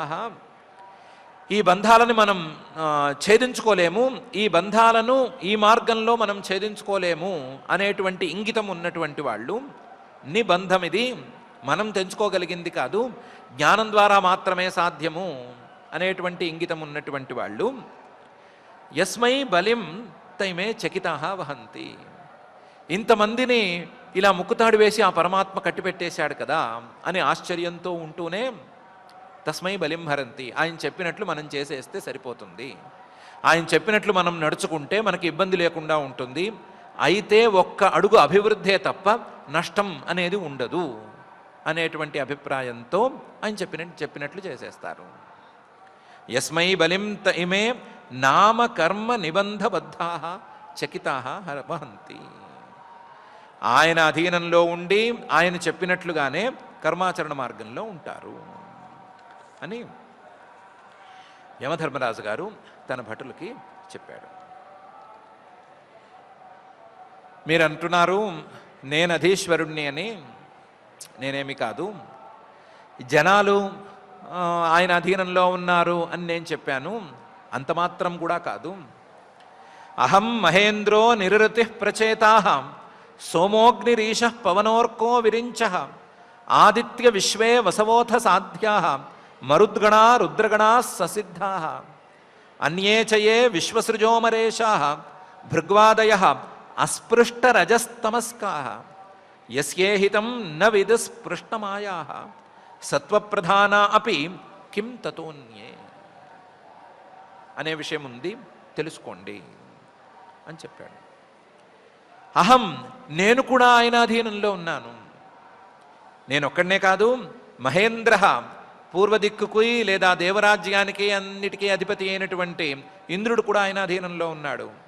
నిరృతి దిక్కుకి అధిపతి అయిన నిరృతి, ప్రచేతాహ వరుణుడు జలానికి అలాగే వానలకి అలాగే పశ్చిమ దిక్కుకి అధిపతి అయినటువంటి వరుణుడు, సోమ ఉత్తర దిక్కుకు అధిపతి అయినటువంటి సోముడు లేదా చంద్రుడు కుబేరుడు, అగ్ని ఆగ్నేయ దిక్కుకు అధిపతి అయినటువంటి అగ్ని, ఈశ ఈశాన్య దిక్కుకు అధిపతి అయినటువంటి ఈశానుడు, పవన వాయవ్య దిక్కుకి అధిపతి అయినటువంటి వాయువు, అర్క సూర్యుడు, విరించ బ్రహ్మగారు, ఆదిత్య సూర్యుడు లేదా ఆదిత్య గణము, విశ్వే దేవాహ అనే పేరుతో ప్రసిద్ధులైనటువంటి దేవతలు, వసవ 8 మంది వసువులు, అథ సాధ్యాహ అనే పేరు కలిగినటువంటి దేవతాగణాల వాళ్ళు, మరుద్గణాహ అనే పేరు కలిగినటువంటి 7 ఉండే 7 గణాల వాళ్ళు, రుద్రగణాహ 11 మంది రుద్రులతో ఉండేటువంటి రుద్రగణాలు, అలాంటి గణాలు ఎన్నెన్నో, ససిద్ధ సిద్ధజాతికి చెందినటువంటి వాళ్ళు, అన్యేచయే విశ్వసృజ. వీళ్ళు కాక ఈ విశ్వం తాలూకు సృష్టిలో భాగగ్రాహులుగా ఉండేటువంటి విశ్వస్రష్టలు కొంతమంది, అమరేషాహ దేవతల యొక్క విభాగాలకు అధిపతులు, భృగ్వాది మహర్షులు, వీళ్ళందరూ కూడా ఆయన అధీనంలోనే ఉన్నారు. వీళ్ళ పేర్లు ఎందుకు చెప్పాము అంటే వీళ్ళు సామాన్యులు కారు, అస్పృష్ట రజస్తమస్కాహ. వీళ్లలో ఎవరి మీద రజోగుణం తాలూకు ప్రభావం కానీ తమోగుణం తాలూకు ప్రభావం కానీ లేదు. అస్పృష్ట రజస్తమస్కాహ. రజోగుణంతో నాకేదో ఫలానాది కావాలి అని పనిచేసేవాళ్ళు కారు వీళ్ళు. తమోగుణం అంటే తెలియక అజ్ఞానంతో తెలిసి తెలియక చేసేవాళ్ళు కూడా కారు, మానవుల్లాంటి వాళ్ళు కారు వీళ్ళు. అస్పృష్ట రజస్తమస్కాహ.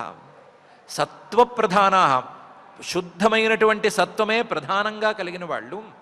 సత్వగుణంతో కేవలం తమ యొక్క కర్తవ్యాన్ని మాత్రమే నిర్వహించేటువంటి మహానుభావులు, మహాజాతకులు వీళ్ళు. ఇలాంటి వాళ్ళు ఆయన అధీనంలో ఉన్నారు. నాతో సహా వీళ్ళందరూ ఆయన అధీనంలో ఉన్నారు. మేమందరము ఆయన అధీనంలో ఉన్నాము అనే మాట చిన్న మాట.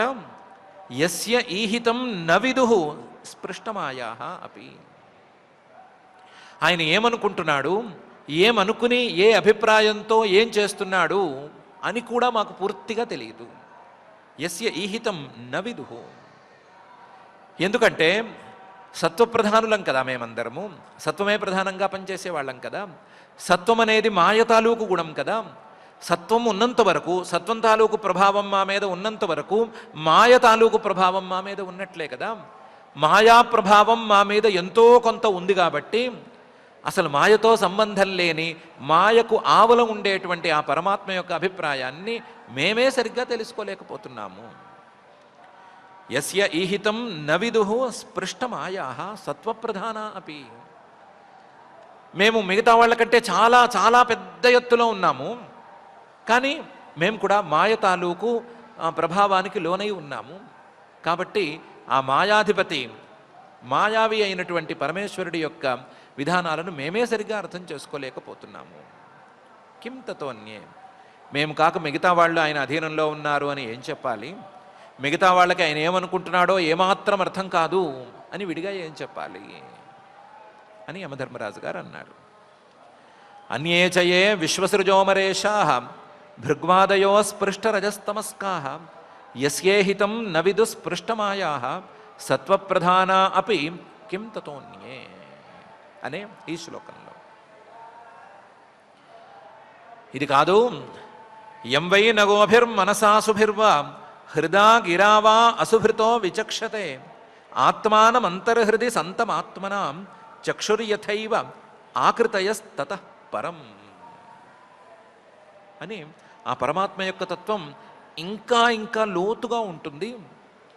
ఆయన్ని అర్థం చేసుకోవటం అనేది సులభం కానే కాదు అని చెప్తున్నాడు. ఆయన్ని ఎవరు తొందరగా అర్థం చేసుకోలేరు.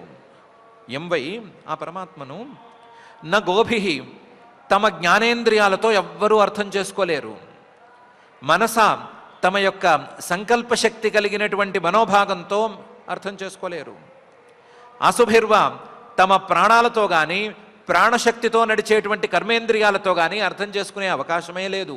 ఆయన్ని అందుకోలేరు. హృదా తమ బుద్ధితో ఆయన్ని అందుకోలేరు. చివరికి గిర వాక్కుతో, అంటే శబ్దంతో, వేద శబ్దాలతో, వేదాంత శబ్దాలతో కూడా ఆయన్ని పూర్తిగా అర్థం చేసుకోలేరు. అసుభృత ప్రాణం కలిగినటువంటి వాళ్ళు, జీవులు అని పిలువబడే వాళ్ళు ఎవరూ కూడా విచక్షతే ఆయన్ని ఈ సాధనాలతో ప్రత్యక్షంగా చూడలేరు. ఎందుకు చూడలేరు అంటే ఆయన వీళ్ళందరికీ ఆత్మానం, ఆత్మస్వరూపుడు. ఎవరైనా సరే తమ ఆత్మని, తమ యొక్క స్వరూపాన్ని, తమ యొక్క రూపాన్ని తమ కళ్ళతోనో, తమ ముక్కులతోనో, తమ చెవులతోనో, తమ మనస్సుతోనో, శబ్దాలతోనో, వేటితోనూ చూడలేరు. ఆత్మ అనే దాని యొక్క లక్షణమే ఇది. ఆత్మానం, ఈయన అందరికీ ఆత్మ కాబట్టి సర్వాత్మ అయినటువంటి ఈ పరమాత్మను ఏ ఇంద్రియాలతోనూ, ఏ సాధనాలతోనూ ఎవ్వరూ చూడలేరు. ఎవరు చూడలేరు? ఎవరి ఇంద్రియాలకు ఈయన లొంగడు అన్నంత మాత్రాన ఆయన ఎక్కడా లేడు అని అనవసరంగా భ్రమపడకూడదు. అంతర్హృది సంతం ఆత్మన, అందరి మనస్సుల్లోనూ ఆయన ఖచ్చితంగా ఉన్నాడు. అంతర్యామిగా ఆయనే ఉన్నాడు. ఏ జీవుణ్ణి తీసుకున్నా ప్రతి జీవుడి తాలూకు హృదయం, ఆ హృదయంలో ఈయన తప్పనిసరిగా ఖచ్చితంగా ఉన్నాడు. ఉండి తీరతాడు ఈయన. అంతర్హృది సంతమాత్మనాం, వాళ్ళ హృదయాలలోనే ఉండేటువంటి వాళ్లకు స్వరూపమైనటువంటి ఈ ఆత్మస్వరూపాన్ని, పరమాత్మను ఎవరు చూడలేరు, ఏ సాధనాలతోనూ చూడలేరు. అది ఎలా కుదురుతుంది అని కూడా అడగవద్దు. చక్షుర్ యథైవ ఆకృతయ, కళ్ళతో రూపాలను చూడటం అనేది కుదురుతుంది. ఏదైనా ఒక చేతులు కాళ్ళు ఉండేటువంటి బొమ్మను కానీ, మనిషిని కానీ, చెట్టును కానీ, పుట్టను కానీ, దేన్నైనా సరే కంటితో చూడటం అనేది కుదురుతుంది. కానీ ఈ కన్నును చూడటం అనేది దేనివల్ల సాధ్యపడుతుంది? ఎవరైనా తమ కంటిని తమ కంటితో చూసుకోగలరా? చూసుకోలేరు. పక్క వాళ్ళ కంటిని కూడా చూడలేరు. కన్ను అంటే కేవలం గుండ్రంగా ఉండేటువంటి గోళం మాత్రమే కాదు, ఆ గోళంలో ఉండేటువంటి ఇంద్రియం అనే దాని గురించి మాట్లాడుకుంటున్నాము. ఎదుటి వాళ్ళ కళ్ళలో ఉండేటువంటి ఇంద్రియం కూడా కనిపించదు, తమ కంటిలో ఉండేటువంటి ఇంద్రియం కూడా కనిపించదు. కానీ అది పనిచేస్తూ ఉంటుంది. అది పని చేయకపోతే చూడటం అనేది జరగదు. కానీ అది ఎలా ఉంది అనే విషయాన్ని ఆ ఇంద్రియంతో చూడటం అనేది అయ్యే పని కాదు. ఎందుకంటే చూసేటువంటి కంటికి ఆ కన్ను అనేది ఆత్మ. ఏ సాధనము కూడా తన యొక్క రూపాన్ని చూసుకోలేదు, తన యొక్క ఆత్మను చూసుకోలేదు. ఒకవేళ చూస్తే దేన్ని చూడాలి? తతఃపరం, తనకంటే భిన్నమైన దానిని చూడాలి. అలాగే సాధనాలన్నిటికీ, సాధనాలు కలిగినటువంటి జీవులందరికీ ఆత్మ అయినటువంటి పరమాత్మను ఏ సాధనాలు చూడలేవు. ఏ జీవుడు సాధనాలతో ఆ పరమాత్మను చూడలేడు. ఎందుకు? ఇదే న్యాయం. అది ఆత్మ కాబట్టి ఆత్మస్వరూపాన్ని చూడటం అనేది అయ్యే పని కాదు. అంత మాత్రాన అది లేదు అని కాదు, ఖచ్చితంగా ఉంది, లోపల ఉంది, పనిచేస్తోంది. కన్ను పనిచేస్తున్నంతకాలం నాకు కనిపించట్లేదు కాబట్టి నాకు కళ్ళు లేవు అని ఎవ్వరూ అనుకోరు. అని పనిచేస్తున్నంతకాలం ఉన్నట్లే, లోపల ఉన్నట్లే, కనిపించకపోయినా ఉన్నట్లే, కనిపించకపోయినా కనిపించేట్లుగా చేస్తున్నట్లే అని నమ్ముతారు కదా. అలాగే ఈ విశ్వం మొత్తం పనిచేస్తోంది అంటే ఆ పని చేసేటువంటి, పని చేయించేటువంటి అంతర్యామి ఖచ్చితంగా ఉన్నాడు.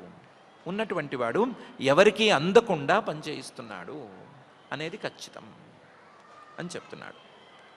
యం వై నగోభి మనసా అసుభిర్వా హృదా గిరావా అసుభృతో విచక్షతే ఆత్మానం అంతర్హృది సంతమాత్మన చక్షురు యథైవ ఆకృతయస్తతః పరం అని యముడు యమదూతలతో చెప్పాడు.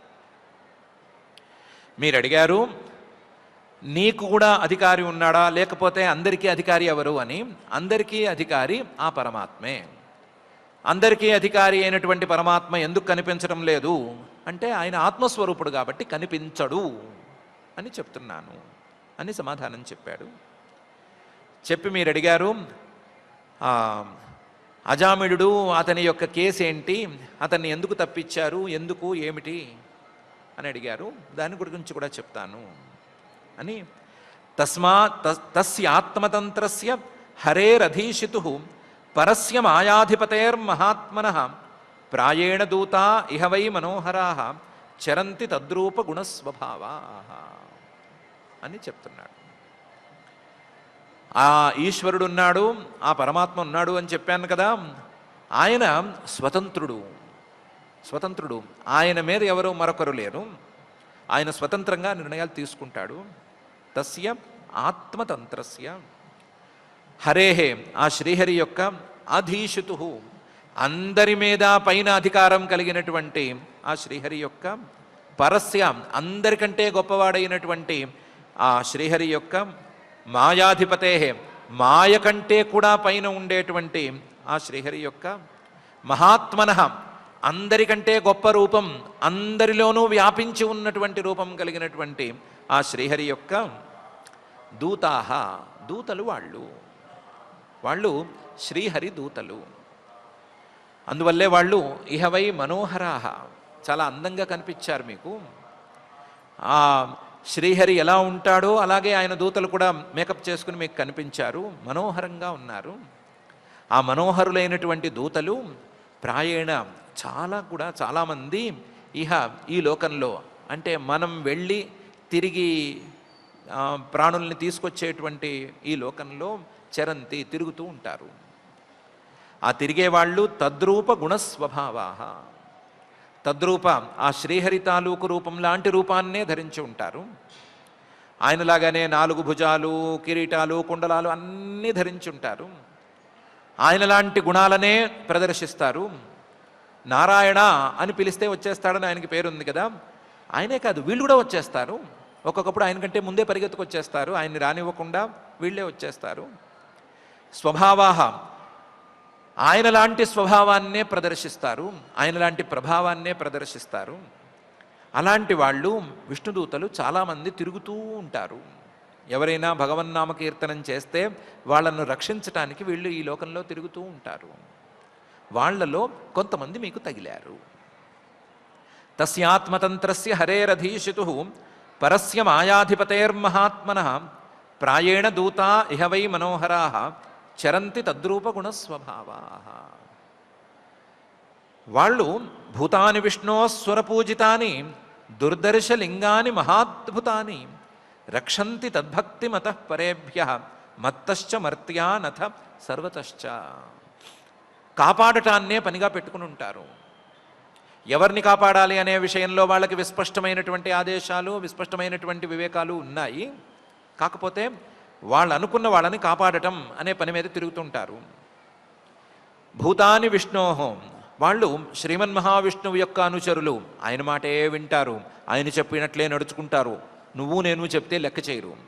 మనం వాదిస్తే మనకంటే పై మాటలు మాట్లాడుతూనే ఉండగలరు వాళ్ళు. మనం ఎన్ని మాటలు మాట్లాడినా పై మాట ఒకటి మాట్లాడగలరు. అలాంటి వాళ్ళు సురపూజితాని, వాళ్ళు వచ్చారు అంటే దేవతలే లేచి నుంచుంటారు, దేవతలే వాళ్ళని గౌరవిస్తారు. అలాంటి వాళ్ళు దుర్దర్శలింగాని, వాళ్ళు తొందరపడి కనిపించరు ఎవరికి. మీకు కనిపించారంటేనే మీ అదృష్టం గొప్పది అని చెప్పుకోవాలి. దుర్దర్శలింగాని, వాళ్ళ శరీరాలు, వాళ్ళ యొక్క చిహ్నాలు మామూలు వాళ్ళకి ఎవ్వరికీ కనిపించవు. ఎంతో పుణ్యం చేసుకున్న వాడికే వాళ్ళ యొక్క వాళ్ళ రూపాలు కనిపిస్తాయి. దుర్దర్శలింగాని. మీరే చెప్పారు కదా, మహాద్భుతాన్ని, చాలా అద్భుతంగా ఉన్నాయి ఆ రూపాలు అని చెప్పారు కదా. వాళ్ళు రక్షిస్తూ ఉంటారు. ఎవరిని రక్షిస్తారు? వాళ్ళకి స్పష్టమైన ఆదేశాలున్నాయి. తద్భక్తిమతః, ఆ శ్రీమన్నారాయణుడి మీద భక్తి ఉన్న వాళ్ళను మాత్రమే రక్షిస్తూ ఉంటారు. పరేభ్యః, ఆ రక్షించడం అనే పని వచ్చేస్తే ఎవరి నుండి రక్షించాలి అనే విషయంలో వాళ్ళు ఏమీ ఆలోచనలు చేయరు. ఎంత గొప్పవాళ్ళైనా సరే వాళ్ళ దగ్గర నుంచి లాక్కొచ్చేసుకుంటారు. అది కాలమే అయినా సరే, అది కర్మే అయినా సరే, మరొకటైనా సరే, ఏమైనా సరే వాళ్ళు రక్షించదలుచుకుంటే విడదీసి తెచ్చేయటమే, అంతేను. మత్తశ్చ, ఒకవేళ మీరు కాకుండా నేనే వెళ్ళినా సరే వాళ్ళకు ఒప్పచెప్పి రావాల్సి వచ్చేది. నా నుండి కూడా లాగేసుకుంటారు వాళ్ళు. మర్త్యాన్, అందులో మానవులు ఎవరైనా సరే శ్రీమన్మహావిష్ణువు మీద భక్తిగా ఉండే మాట అయితే, అలా భక్తిగా ఉండే వాళ్ళని నేనే వెళ్ళినా సరే నా నుంచి కూడా లాగేసుకుని వెళ్ళిపోతారు. అథ సర్వతశ్చ, నేను కాదు, ఈ కాలం కర్మ ఇవన్నీ కాదు, సర్వతశ్చ, అన్ని వైపుల నుంచి కాపు కాస్తూ ఉంటారు. అన్ని వైపుల నుంచి శ్రీమన్మహావిష్ణువు యొక్క భక్తుల్ని కాపు కాయటమే పనిగా పెట్టుకుని ఉంటారు. ఒకప్పుడు కనిపిస్తారు, కొంతమందికే కనిపిస్తారు, మహాపుణ్యాత్ములకు మాత్రమే కనిపిస్తారు. కానీ ఈ లోకంలో విరివిగా తిరుగుతూనే ఉంటారు అని యమధర్మరాజు గారు చెప్తున్నాడు. భూతాని విష్ణో సురపూజితాని దుర్దర్శలింగాని మహాద్భుతాని రక్షంతి తద్భక్తిమతః పరేభ్యః మత్తశ్చ మర్త్యాన్ అథ సర్వతశ్చ అనే ఈ శ్లోకంలో. గొప్పవాళ్ళు అన్నారు, బాగుంది. మీరు వెళ్ళినా సరే వాళ్ళని ఎదుర్కోలేరన్నారు, అది కూడా పర్వాలేదు. కానీ వాళ్ళు చేసిన పని సబబేనా అనేది మా ప్రశ్న. వాళ్ళు ఒక పాపాత్ముణ్ణి రక్షించారు. మీరు చెప్పింది నిజమే అయితే వాళ్ళు భక్తుల్ని రక్షించాలి, మంచి వాళ్ళని రక్షించాలి. అలా కాకుండా అధర్మ పక్షపాతం అనేదాన్ని వాళ్ళు ఎలా చేస్తారు? ఇంత గొప్పవాళ్ళు, ఇంత మహానుభావులు, వాళ్ళని చూస్తే దేవతలే లేచి నుంచుంటారు అనే స్థితిలో ఉన్నవాళ్లే అయితే ఇలాంటి పాపాత్ముణ్ణి ఎందుకు కాపాడారు అని అడిగితే దానికి యమధర్మరాజు గారు బ్రహ్మాండమైన సమాధానం చెప్తున్నారు. ఏది పుణ్యం ఏది పాపం అని నీకు నాకు ఏం తెలుసు? అది ధర్మం అనేది, ధర్మంతు సాక్షాత్ భగవత్ ప్రణీతం నవై విదుర్ ఋషయో నాపి దేవాః న సిద్ధముఖ్యా అసురా మనుష్యాః కుతశ్చ విద్యాధర చారణాదయః. ధర్మం అది ఎవరు చెప్పారు? పరమాత్మ చెప్పాడు. ఆ ధర్మంలో ఉండేటువంటి మెట్లని ఎవరు ఉపదేశం చేశారు? ఆ పరమాత్మే ఉపదేశం చేశాడు. ప్రవృత్తి ధర్మం అంటే ఏంటి, నివృత్తి ధర్మం అంటే ఏంటి, నివృత్తి ధర్మంలోనూ భక్తిపూర్వకమైనటువంటి ధర్మం ఏమిటి, అందులో ఉండేటువంటి స్థాయిలేంటి, ఇవన్నీ విడదీసి చెప్పింది ఎవరు? ఆ పరమాత్మే చెప్పాడు. ధర్మంతో సాక్షాత్ భగవత్ ప్రణీతం. ధర్మం అనేది ఆ సాక్షాత్తుగా భగవంతుడే చెప్పింది, భగవంతుడే మానవులకు దగ్గర చేసింది. అసలు ధర్మాన్ని సృష్టించిందే ఆ భగవంతుడు. అలాంటి ధర్మం గురించి, భగవంతుడు సృష్టి చేసినటువంటి ధర్మం గురించి నువ్వు నేను కూర్చుని ఏం మాట్లాడుకుంటాము? నవై విదుర్ ఋషయః, మహర్షులు మొత్తం కళ్ళతో చూసినట్లుగా అన్ని భూత భవిష్యత్ వర్తమానాలను చూడగలిగిన వాళ్ళు, వాళ్ళే ఈ ధర్మాన్ని మేము చూడలేము అని చేతులెత్తేశారు.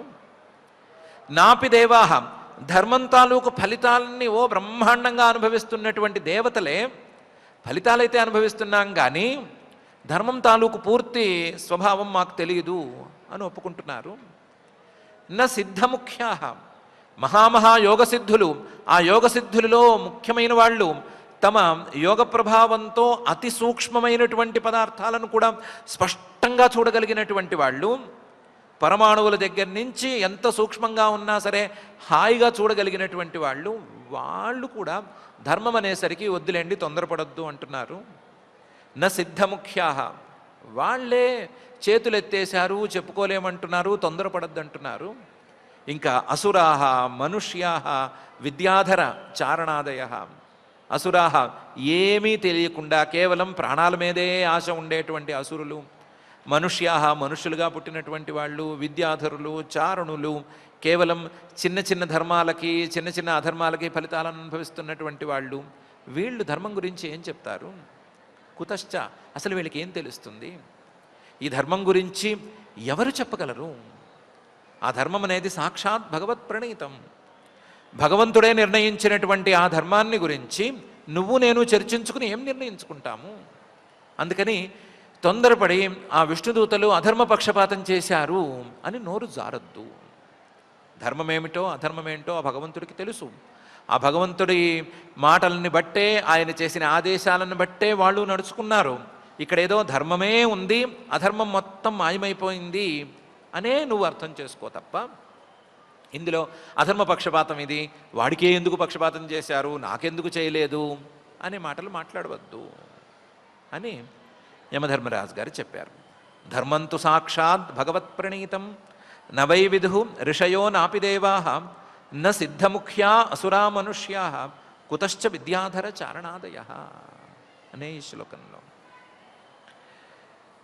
సరేనండి, మీ పేరు ధర్మరాజు అని కదా, యమధర్మరాజు అని చెప్పుకుంటున్నాము, మా బాస్కి ధర్మం తెలిసినట్టుగా ఎవరికీ తెలియదు అని అందరితో చెప్పుకుంటున్నాం మేము, అలాంటిది నాకే తెలియదు, నువ్వు నేను మాట్లాడుకుంటే ఏమొస్తుంది అని అంటున్నారు మీరు, మేము బద్నాం అయిపోతామండి, మీ గురించి మంచి చెప్పుకుంటున్న మేమందరం బద్నాం అయిపోతాము అని అంటే, అలా అనుకోవద్దు, నీకు తెలియదు అన్నాను కానీ నాకు తెలియదని లేదు, నువ్వు నేను కూర్చుని మాట్లాడుకుంటే నీకేం తెలుస్తుంది అన్నాను కానీ నాకేం తెలియదు అనలేదు. స్వయంభూర్ నారద శంభు కుమార కపిలో మను ప్రహ్లాదో జనకో భీష్మో బలిర్వైయాసకిర్వయం అని కొంతమంది ఉన్నాము, వీళ్ళకి ధర్మం గురించి తెలుసు. స్వయంభూ బ్రహ్మగారు, నారద నారదుడు, శంభు పరమేశ్వరుడు, కుమార సనత్కుమారుడు, కపిల మహర్షి గారు, మనుహు స్వయంభూ మనువు గారు లేదా స్వయంభూ మనువు గారు కాక మిగతా మనువులు, ప్రహ్లాదుడు, జనక మహారాజు గారు, భీష్ముడు, బలిచక్రవర్తి గారు, వైయాసికి వ్యాస మహర్షి గారి కొడుకు అయినటువంటి శ్రీశుకుల వారు, వయం అంటే నేను యమధర్మరాజు. ద్వాదశైతే విజానీమ ధర్మం భాగవతం భటాః గుహ్యం విశుద్ధం దుర్బోధం యం జ్ఞాత్వా అమృతమశ్నుతే. మేము 12 మంది ఉన్నాము, పోనీ ఒకళ్ళిద్దరిని కలుపుకుంటే కలుపుకోవచ్చు, ఆ తర్వాతి మాట.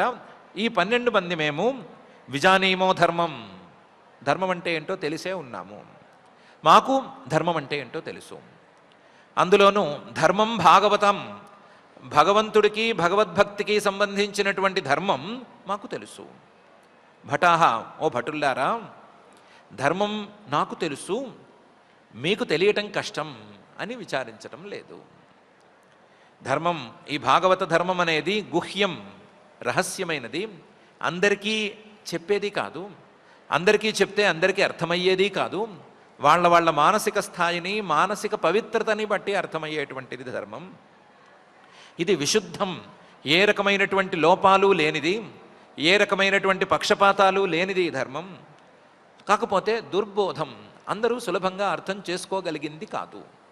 అర్థం చేసుకోగలిగింది కాదు అంటే ధర్మం యొక్క స్వభావం కంటే అర్థం చేసుకునేటువంటి మనసుల యొక్క స్వభావమే ఎక్కువగా పనిచేసేది.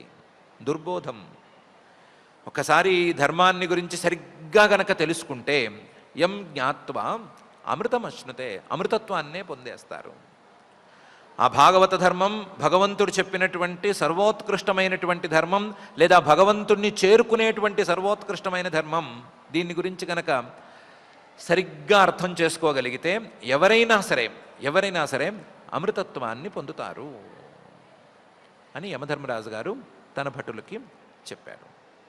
స్వయంభూ నారద శంభు కుమార కపిల మను ప్రహ్లాద జనక భీష్మ బలి వైయాసకి వయం ద్వాదశైతే విజానీమ ధర్మం భాగవతం భటా గుహ్యం విశుద్ధం దుర్బోధం యం జ్ఞాత్వా అమృతమశ్నుతే అనేటువంటి ఈ శ్లోకం.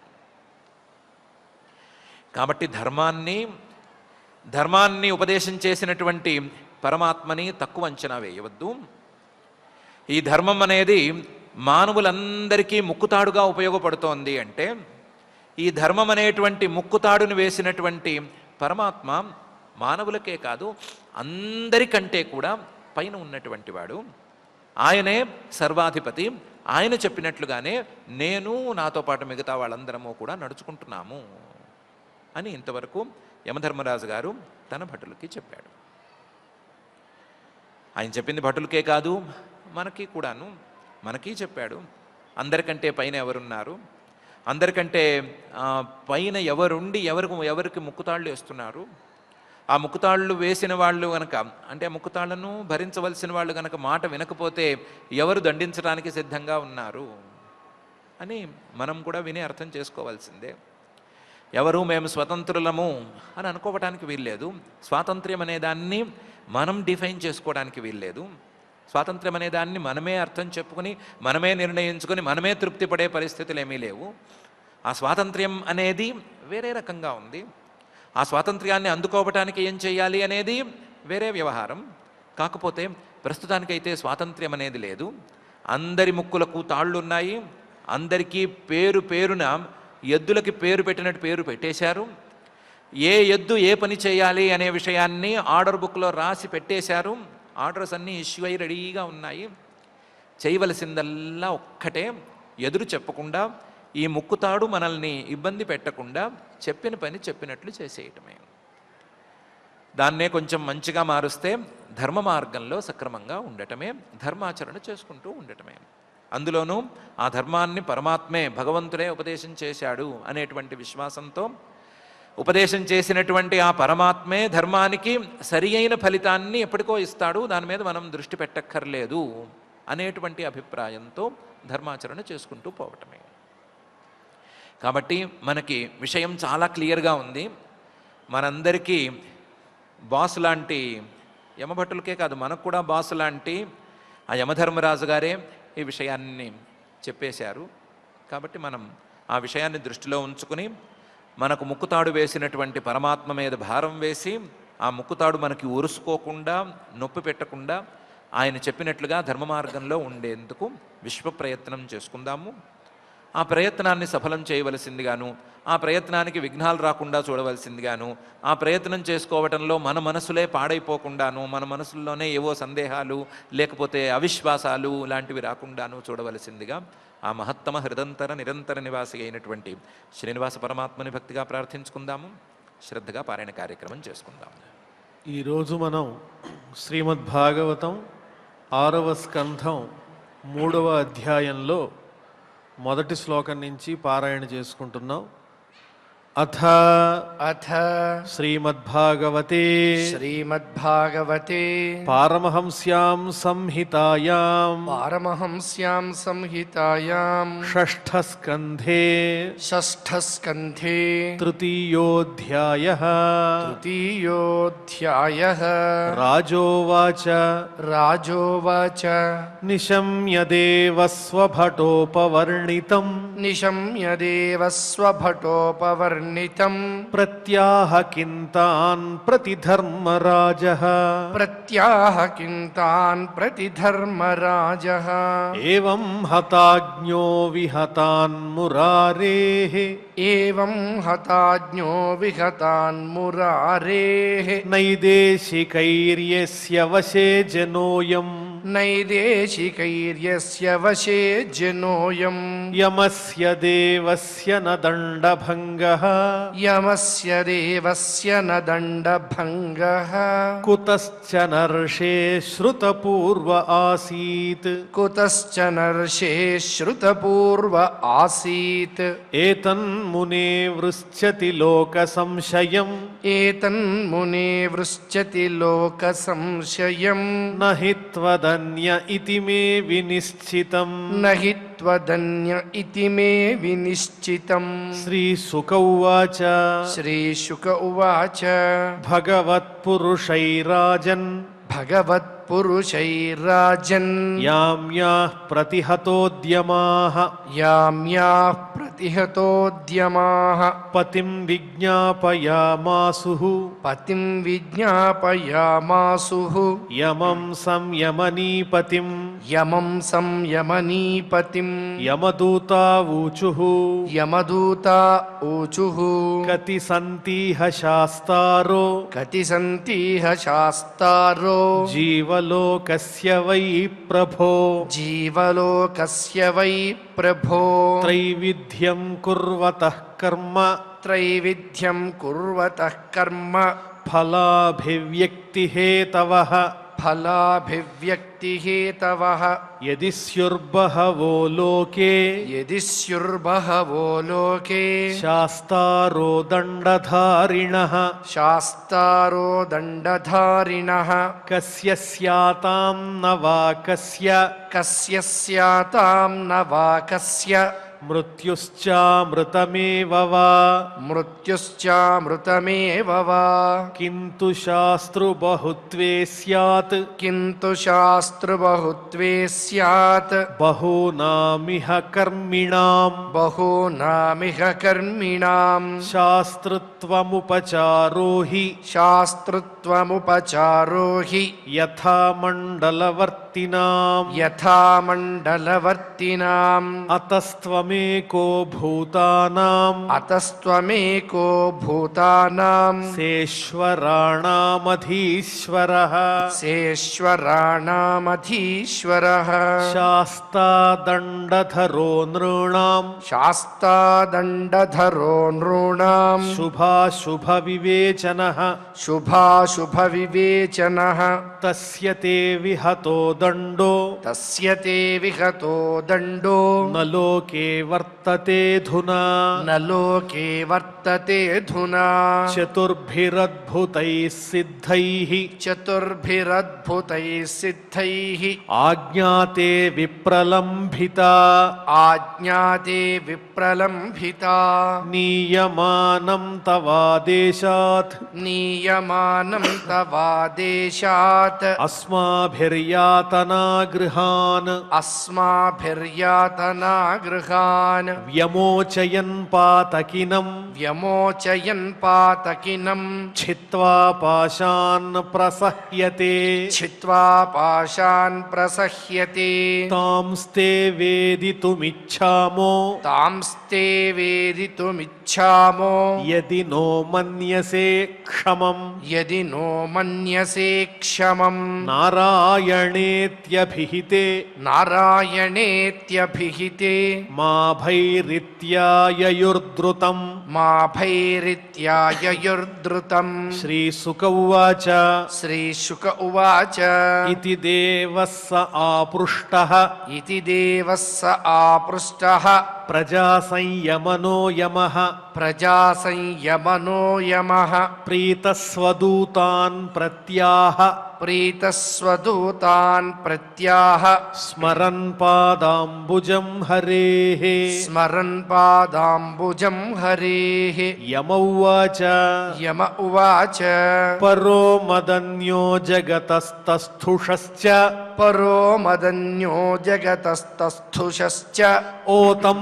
ప్రోతం పటవద్యత్ర విశ్వం ఓతం ప్రోతం పటవద్యత్ర విశ్వం యదంశతోస్య స్థితి జన్మనాశాః యదంశతోస్య స్థితి జన్మనాశాః నస్యోతవద్యస్య వశే చ లోకః నస్యోతవద్యస్య వశే చ లోకః యో నామభిర్వాచి జనాన్ నిజాయాం యో నామభిర్వాచి జనాన్నిజాయాం బధ్నాతి తంత్ర్యామివ దామభిర్గాః బధ్నాది తంత్ర్యామివ దామభిర్గాః యస్మై బలిం త ఇమే నామ కర్మ యస్మై బలింత ఇమే నామ కర్మ నిబంధబద్ధాశ్చకితా వహంతి నిబంధబద్ధాశ్చకితా వహంతి అహం మహేంద్రో నిర్రతిః ప్రచేతాః అహం మహేంద్రో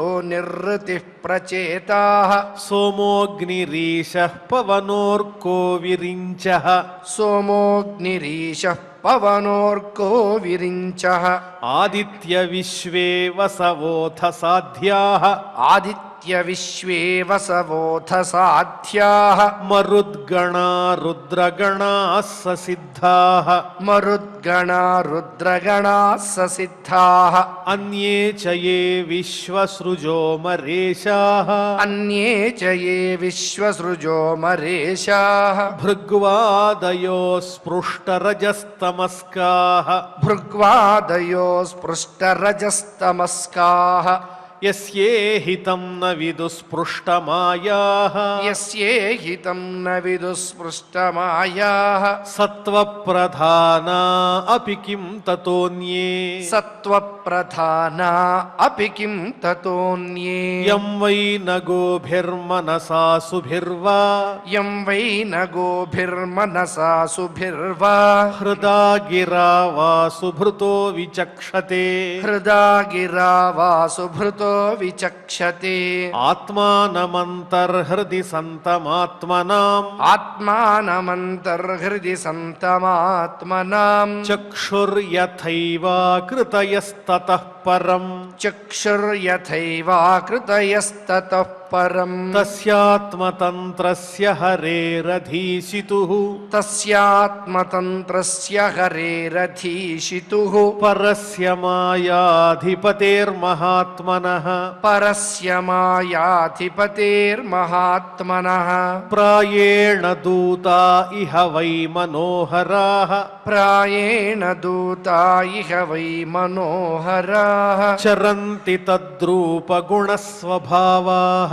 చరంతి తద్రూపగుణస్వభావాః భూతాని విష్ణోః సురపూజితాని భూతాని విష్ణోః సురపూజితాని దుర్దర్శలింగాని మహాద్భుతాని దుర్దర్శలింగాని మహాద్భుతాని రక్షంతి తద్భక్తిమతః పరేభ్యో రక్షంతి తద్భక్తిమతః పరేభ్యో మత్తశ్చ మర్త్యానథ సర్వతశ్చ మత్తశ్చ మర్త్యానథ సర్వతశ్చ ధర్మం తు సాక్షాత్ భగవత్ ప్రణీతం ధర్మం తు సాక్షాత్ భగవత్ ప్రణీతం న వై విదుర్ఋషయో నాపి దేవాః న వై విదుర్షయో నాపి దేవాః న సిద్ధముఖ్యా అసురా మనుష్యాః న సిద్ధముఖ్యా అసురా మనుష్యాః కుతశ్చ విద్యాధరచారణాదయః కుతశ్చ విద్యాధరచారణాదయః స్వయంభూర్నారదః శంభుః స్వయంభూర్నారదః శంభుః కుమారః కపిలో మనుః కుమారః కపిలో మనుః ప్రహ్లాదో జనకో భీష్మో ప్రహ్లాదో జనకో భీష్మో బలిర్వయ్యాసకిర్వయం బలిర్వయ్యాసకిర్వయం ద్వాదశైతే విజానీమో ద్వాదశైతే విజానీమో ధర్మం భాగవతం భటాః ధర్మం భాగవతం భటాః గుహ్యం విశుద్ధం దుర్బోధం గుహ్యం విశుద్ధం దుర్బోధం యం జ్ఞాత్వామృతమశ్నుతే యం జ్ఞాత్వామృతమశ్నుతే इति इति श्रीमद्भागवते श्रीमद्भागवते पारमहंस्यां संहितायां पारमहंस्यां संहितायां षष्ठस्कन्धे षष्ठस्कन्धे तृतीयाध्याये श्लोकाः तृतीयाध्याये श्लोकाः। ओम नमो वेंकटेशाय।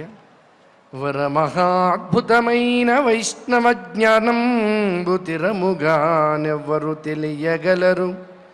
దేవాదిదేవుండు త్రిపుర సంహరుండుండే కమల సంభవుండుండే కార్తికేయ కపిల నారదులుండే గంగాత్మజుండుండే మనువుండే బలియుండే జనకుడుండే ప్రహ్లాదుడుండే ఏర్పాటుగా శుకుడుండే భాసురతరమతి వ్యాసుడుండే కాక అన్యుల తరమే. ఈ లోకమందు నీ సుబోధంబు సద్బోధ మీ పదార్థమీ సదానంద చిన్మయమీ అగమ్యము ఈ విశుద్ధంబు గుహ్యంబుని శుభంబు అని ఆ పరమాత్మ తత్వాన్ని, ఆ పరమాత్మ యొక్క నామస్మరణ వల్ల కలిగేటువంటి వైభవాన్ని అజామిళోపాఖ్యానం ద్వారా ఆచార్యముఖతః శ్రీమద్భాగవత అమృత రసాస్వాదన ప్రక్రియలో భాగంగా వినేటువంటి అవకాశాన్ని ఆ దేవదేవుడైన శ్రీయఃపతి మనకు అందించాడు. నిరంతరము ఆ స్వామి దివ్య వైభవ తత్వాన్ని అందుకునేటువంటి శక్తిని, భక్తిని, తద్వారా ముక్తిని ప్రసాదించమని ఆ స్వామి దివ్య చరణ కమలములను వేడుకుంటూ యథాప్రకారం క్షమాప్రార్థన దగ్గర నుంచి మంగళాంత శ్లోకం వరకు పఠించి మంగళాంతంగా నేటి ఈ అధ్యయన కార్యక్రమానికి పరిసమాప్తిని పలుకుదాం. అథ క్షమా ప్రార్థనా యదక్షరపదభ్రష్టం మాత్రాహీనం చ యద్భవేత్ తత్సర్వం క్షమ్యతాం దేవ నారాయణ నమోస్తుతే. అథ భగవత్సమర్పణం కాయేన వాచా మనసేంద్రియైర్వా బుద్ధ్యాత్మనా వా ప్రకృతే స్వభావాత్ కరోమి యద్యత్ సకలం పరస్మై నారాయణాయేతి సమర్పయామి. అథ లోకక్షేమ ప్రార్థనా సర్వే భవంతు సుఖినః సర్వే సంతు నిరామయాః సర్వే భద్రాణి పశ్యంతు మా కశ్చిద్ దుఃఖభాగ్ భవేత్. అథ మంగళం శ్రియః కాంతాయ కళ్యాణ నిధయే నిధయేర్థినాం శ్రీవేంకటనివాసాయ శ్రీనివాసాయ మంగళం.